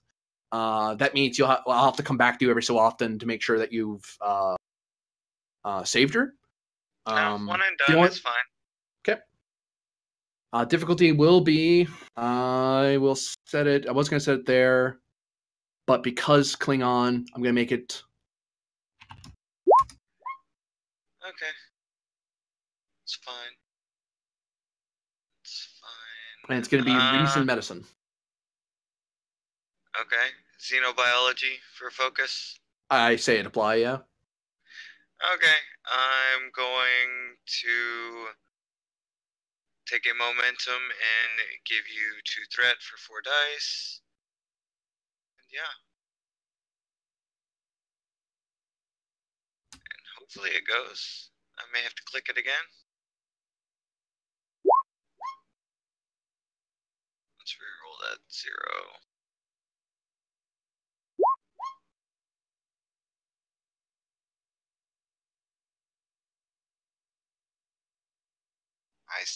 I guess I state what is required of me and say you're good to go, Lieutenant. And the computer gives you it actually seems Starfleet medical exam, and it just happens to be one you already knew. You didn't have to read it up or do any book research. You're like, oh, I know this one. Yeah, they have multiple livers, and this is why. You know? Yep. It feels better to be alive, I must say. Thank you, Doctor. You're very welcome, Sarek.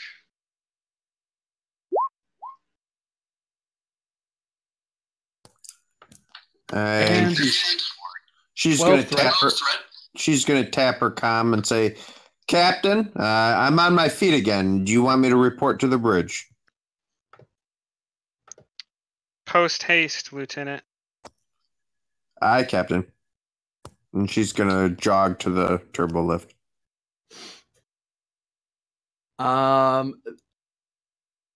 In the commotion, the ship starts exploding, but due to the skilled hands of your engineering staff and security, you're able to beam at least 6 prisoners or 4 aboard, and they pose no threat, and they don't pose any resistance at all.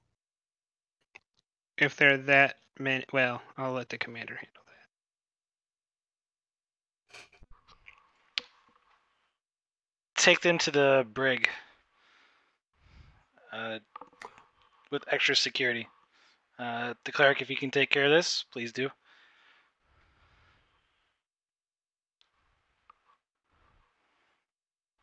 All right. You're with me, she says to them. And pulls her disruptor that she still has out of her holster and goes, "Come on, no trouble, no death." They're especially not resistant now. They kind of like, they quickly hurry. Yeah. Come on now. And you're able to guide them into the brig.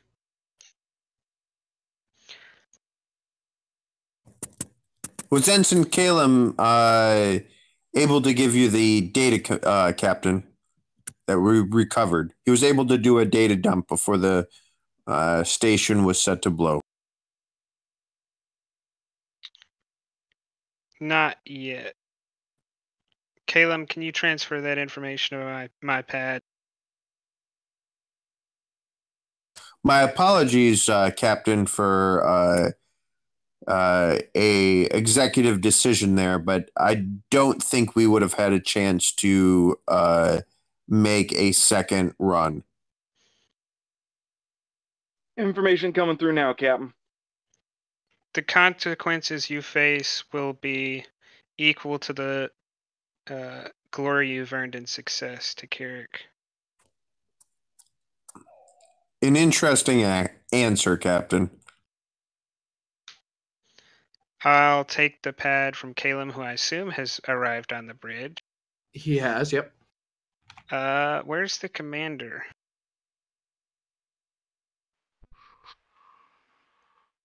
On the bridge still? So I ordered the Claire to take care of the Okay. prisoners. Commander, why don't you walk with me? We'll review what they found and interrogate the prisoners. I want to get all the information we have before our simulated careers are over for such. Has the simulation even ended yet? Should we ask the JAG officer? He hasn't said anything to us lately. If he hasn't said anything, I assume the simulation is still going and that we will have to make a report, which is why I want to get all the information before. Noted, but I would suggest we have Lieutenant Calum set a course back for Narendra. Aye, sir. Lieutenant Calum, Yes, Captain. while I respect the commander very much, unless I order the ship to be moved, please hold. But the commander is correct. Set course for Narendra. Dick But- move.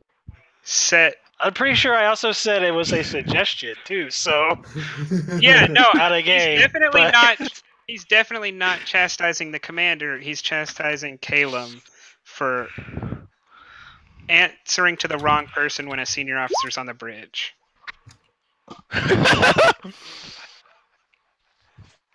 Like he definitely did not intend to insult Prax in any way. No, I wasn't suggesting that. Okay. Ensign Calum, this is somewhat giving me flashbacks, but set warp 3. 3, sir? 3, Lieutenant. Do you even know how to go that slow, Lieutenant? I have no idea what you're talking about, sir. And purposefully, he sets course at warp 3.5.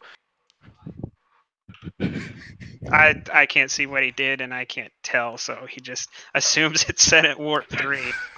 Final bridge to captain.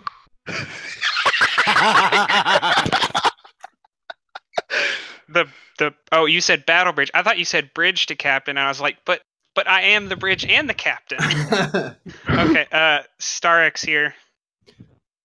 Simulation is over. You've succeeded.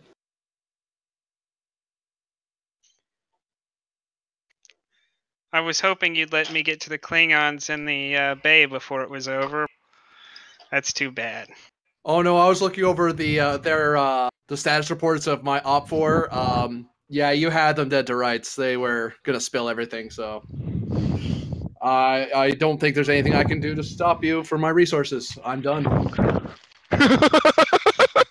I accept your surrender, Commander. You're more than welcome to join us on the bridge. Or if a debrief is necessary. Is a debrief necessary? I would recommend it, but left to your discretion.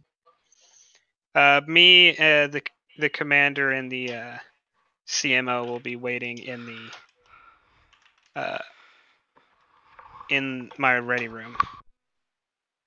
Captain, heading to your ready room. And I'll notify the doctor too. Okay, well, in that case, he will go.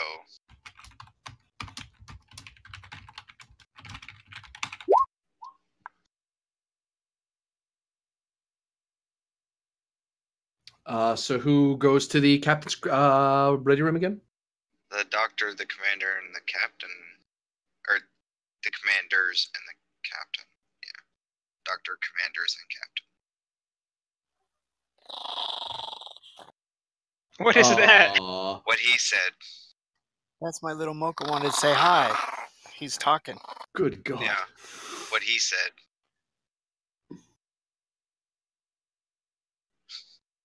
He said hello. All right, but yeah, to the ready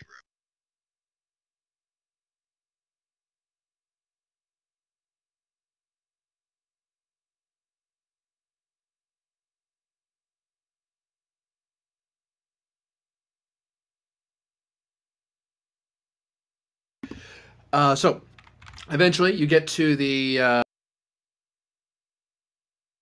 commander has a pad tucked suitcase pad tucked. Sorry, you keep cutting out, Altera. Well, mind read. No. But yes, he comes to the ready Yeah, but room. not at that distance. He comes to the ready room with a his suitcase in hand, and pad tucked under the other. For the duration of this meeting, you have absolute freedom to speak, Commander. Very good. Well, in that case, I can reveal to you that what you performed was very similar to what the original Victoria had done, minus a complication that you evaded that they did not, which is intriguing since you are a larger ship and they're smaller. No one on your crew died. Good for you on that. Certain regulations were brushed against, but nothing was violated. I have no complaints there. And you accomplished your mission, and then some. Do you have any questions, concerns about the mission? Or about the simulation, I should say? Would you be able to inform us more about the Victoria? The most I can say at this time, since it's an ongoing investigation, is that it wasn't Klingons and it wasn't pirates, and this involves something that you need to speak with the Admiralty about. When you get to Narendra. Take care. They have- Take care of the live mic. Sorry. If you don't mind, were there any other ships involved? At the time, no. It was just the Victoria that was on point. It's so rare that an admiral has one ship available. His fleet was otherwise occupied in another assignment. So he was forced to work with what he had, as he put it. Did he have any advanced tools? He had some, shall we say, experimental technology that it wasn't the same specs as the Sarek, but there were certain advantages that he had that allowed him the ability to infiltrate the station. Will we be gaining access to these? That is up to Starfleet Command and Starfleet Intelligence. It's still being reviewed at this time, pending the case. I can't speak to what their decision will be. I can only say that the case isn't the grounds upon which it's being decided on. It's just that they can't decide on the use of it until the case is resolved. It's very frustrating for all around because we have a lot of information and we can't use any of it for now. If you would indulge me one more question. Have you looked over my service record in preparation for this? Yes, Captain. Is there anyone that I know that was involved? I may want to help in their legal defense if that is true.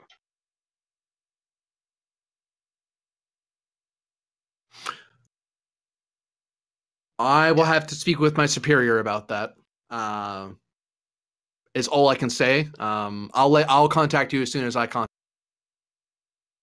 Very well. Is all I can say. Will you be remaining on board until we reach Narendra? You're to continue back to your original patrol path. Well, I and Commander Prax will have to leave as soon as possible. Commander McKinley, do you know anything about this? I have orders that I pass on to your captain to be. You are to immediately go to Narendra Station, pending transfer orders. I wasn't briefed beyond that. My original mission profile was to come out here as part of my simulation trials. I got this message from the Admiralty, and when I stopped by Narendra, and I had to hand carry the message for your transfer papers. Thank you, Commander. You can wait in your ship. Hi, Captain. I'm gonna wait till he leaves the room. He stops by the doctor and looks over. I sincerely thought the Klingon was a goner. Good job. I've seen worse. I'm also fairly resistant and hard to get rid of. Once you have to deal with bored nanites, the rest is kind of trivial. I will hope that I can forever take that on your word, Doctor. I hope so too, Commander. And with that, he takes his leave to head back to his runabout. How do you feel about the Borg, Momo? Good job. Commander, best I can tell, there is a very good chance that you could end up doing something very similar to what you did on the Orion base. They don't normally whisk away officers without detailed orders. And when they do it, you end up on an Orion planet with no backup. I sincerely hope that's not the case, Captain. I think I've had my fair share of undercover missions. Well, anyways, because I think it'll personally aid your security, I'm going to officially requisition that Batleth for you, and I'll take whatever action is needed against the crewmen if they decide to not relinquish it. So, Prax kind of chuckles, almost like, Captain, that Bathleth is mine. I would have seen that if it came across. You sure it's yours? I'm pretty positive, Captain. It's in my quarters. You're more than welcome to come see it before I disembark, because I will be taking it with me. It is on the wall. Why did you bring it? Where did you get it? When I went to Kronos. Did you decide that an official Starfleet mission was time to buy souvenirs? No, it was a gift from a old friend. Well, I would suggest you be careful and get some training on how to use it. I'm certain that wasn't covered in your training. I mean, Captain, I'm pretty sure I'm pretty well versed in the combat techniques.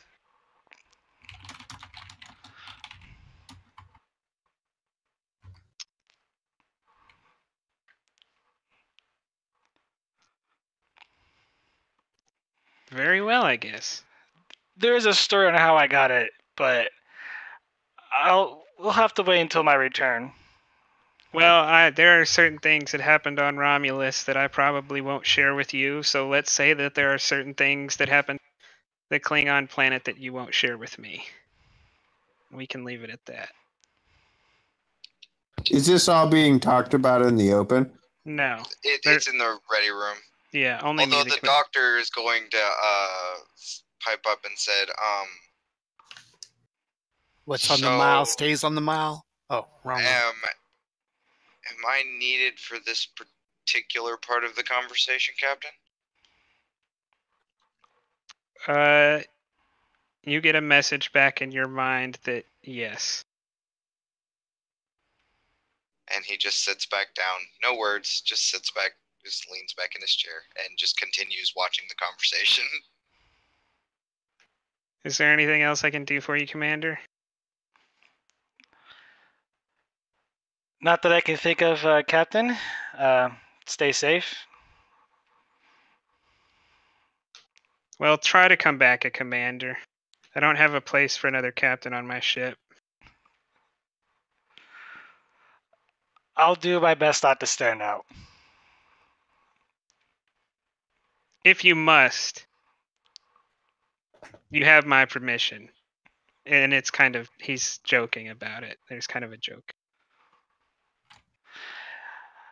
If you don't mind, if there's anything else, Captain, I need to get packing. Stop by and tell Takaric you have a bat lift so you don't get arrested. But other than that, Godspeed. Thank you, Captain, and good luck.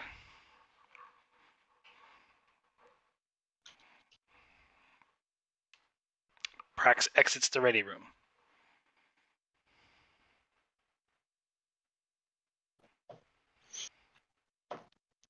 Doctor is still just sitting there. He looks at you and he says, I had something, but I changed my mind, and he just leaves the ready room.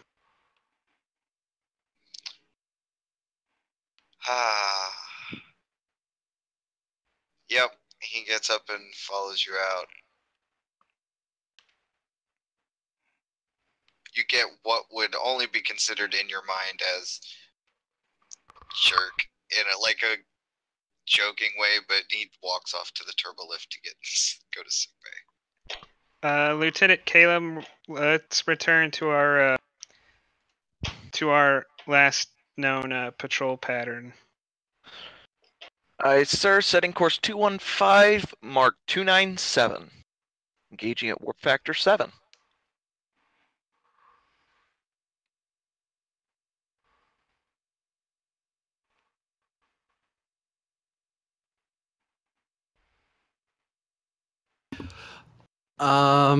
This is the Elb to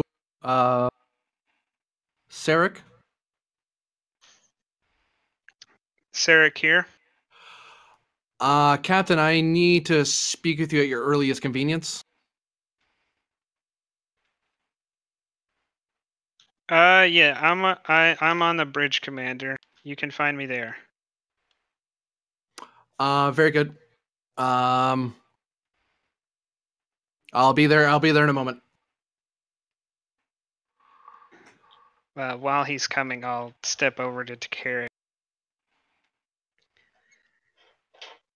Lieutenant, I had half a mind to throw you in the brig for attacking a station without permission. Well, to be fair, Captain, I did give you the option of backtracking.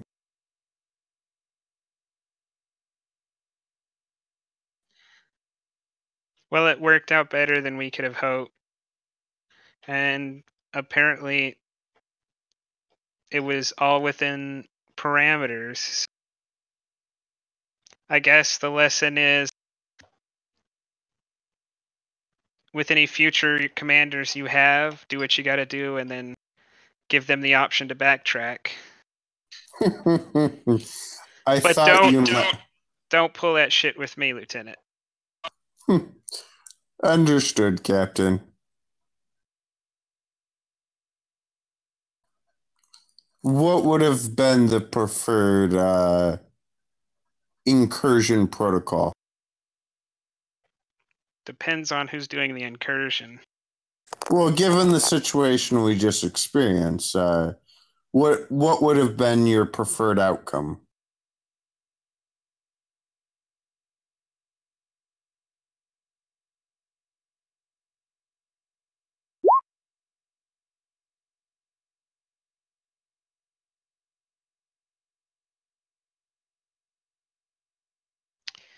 Doesn't do any good to dwell on it. What's done is done. Anything. An interesting answer there, Captain. Yeah, you got to be careful of reanalyzing decisions you've made. Oh, I assume that was the Starfleet method of correcting errors in judgment.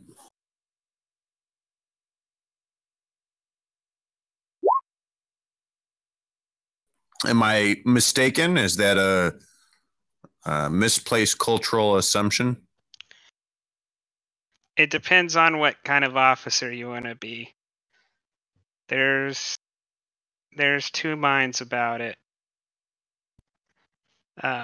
You should read up on I mentioned someone earlier today in our meeting, Jim Kirk. You should look him up. But I think you would like his methods more than some of the other Starfleet officers and their methods. Some of the Klingons were quite impressed with a Cisco. Have you heard the name? I've met him.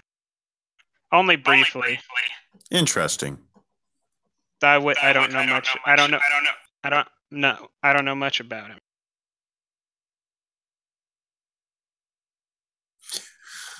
Well, I will certainly have some light reading as I will be, and she does air quotes, recovering from these near fatal wounds. Should I assume that I'll be put on light duty? And she gives a smile. Or should I perform duties as normal?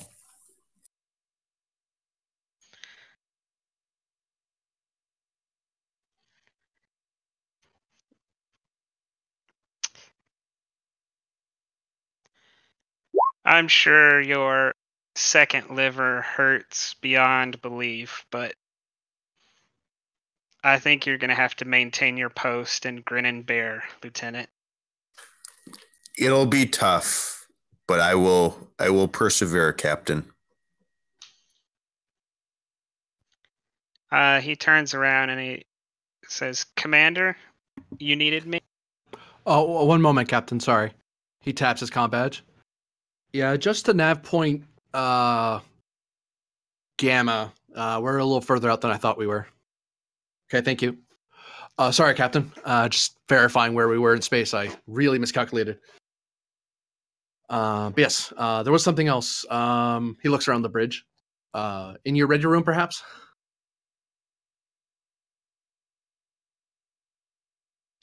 Yeah. You can wait for me in there. I'll be right behind you. Aye, Captain.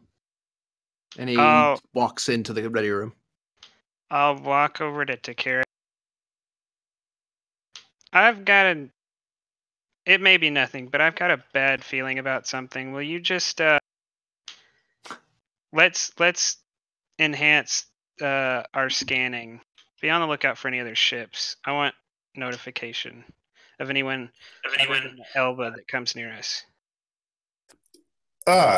So something not brought up at a briefing. I had the same concerns. I will be on the lookout. No worries. In fact, notify your security officers. We're going to go to position them at yellow alert, but do not set the ship to yellow alert. I have a very good feeling. Aye. And so she makes a quick comm tap to whoever is immediately lower than her. And she would say, please organize an informal yellow alert security squad tactic. Authorization to Carrick 01 Alpha B. Aye, sir. And I'll go to the ready room. Commander? Captain, yes.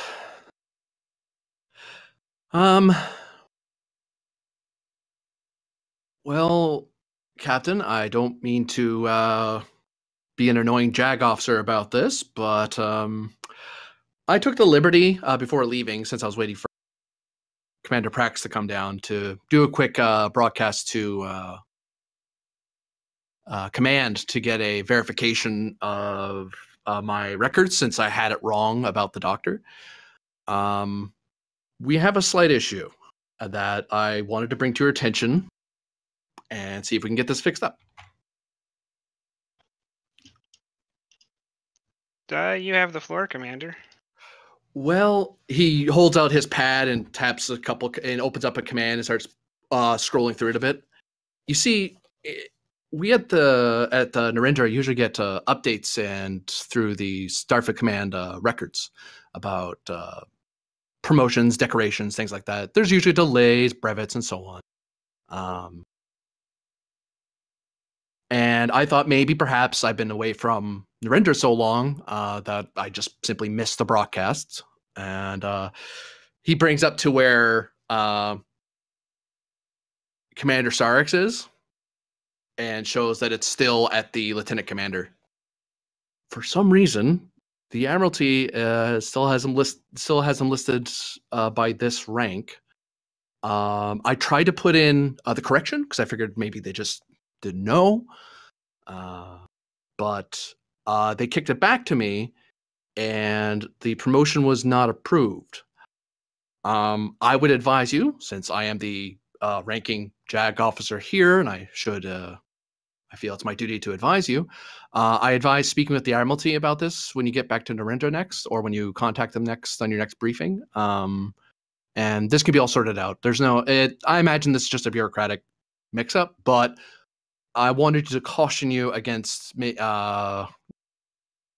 the doctor wearing the pip or being formally addressed as commander outside of being acting, since that could be construed under very annoying judge advocates as violation of regulations 225 through 228. I won't bore you with the specifics, but it's promoting someone without letting command know about it, sort of thing. It's yeah. Sorry, I didn't want to. I thought this was important enough that I wanted to talk to you in person about it rather than just send you, hey, by the way, deal with this. If you have any questions or concerns, Captain, I can try to address them now, since I'm now here as a member of the JAG office, and unless you want to talk to your operations officers about it, since they should have the appropriate training. But he shrugs. Yeah.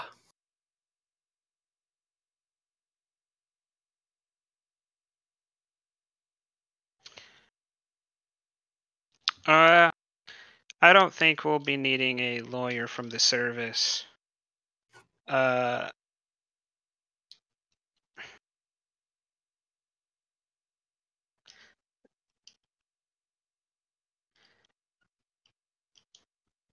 Just by sheer circumstance, you might one day count the number of Beta Zeds in the upper command structure of the of Starfleet.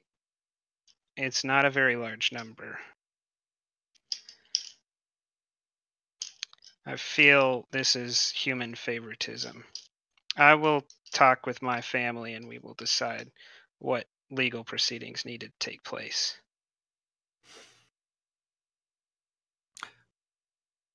Very well. That is your right. Anything else you have needed me? I just wanted to bring that to your attention before.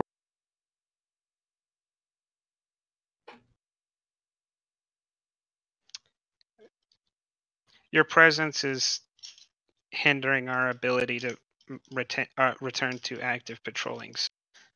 Removing it would be of great value. Yes, Captain.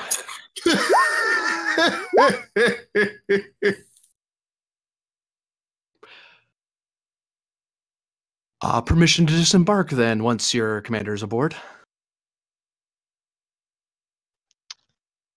With all haste, Commander.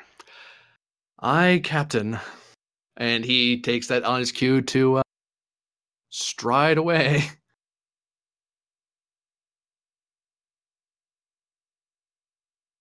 I'll walk out onto the bridge. To Carrick, secure from any previous orders that I've given. Stand down, security.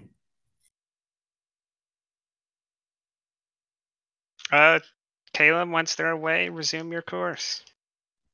Aye, sir. Eventually, the commander's waiting for you, Prax, at the runabout. He, for some reason, doesn't stand outside of the runabout. No particular reason why he's eager to leave. She arrives with, her duffel bag and, a slightly large kind of container-ish.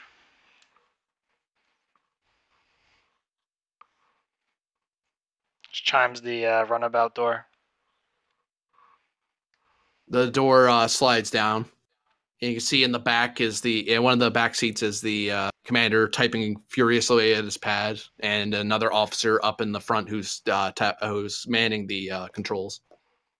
Permission to come aboard. Huh? Oh yes, Commander. Please come in. Is that everything? This is my stuff. Very well. Do you wish to hail the ship away? We kind of have to hurry. Right. She opens comms on the runabout. Commander Prax to USS Sarek.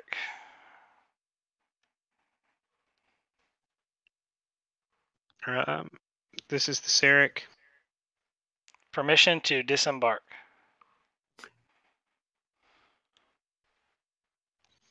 Permission granted. Sarek out.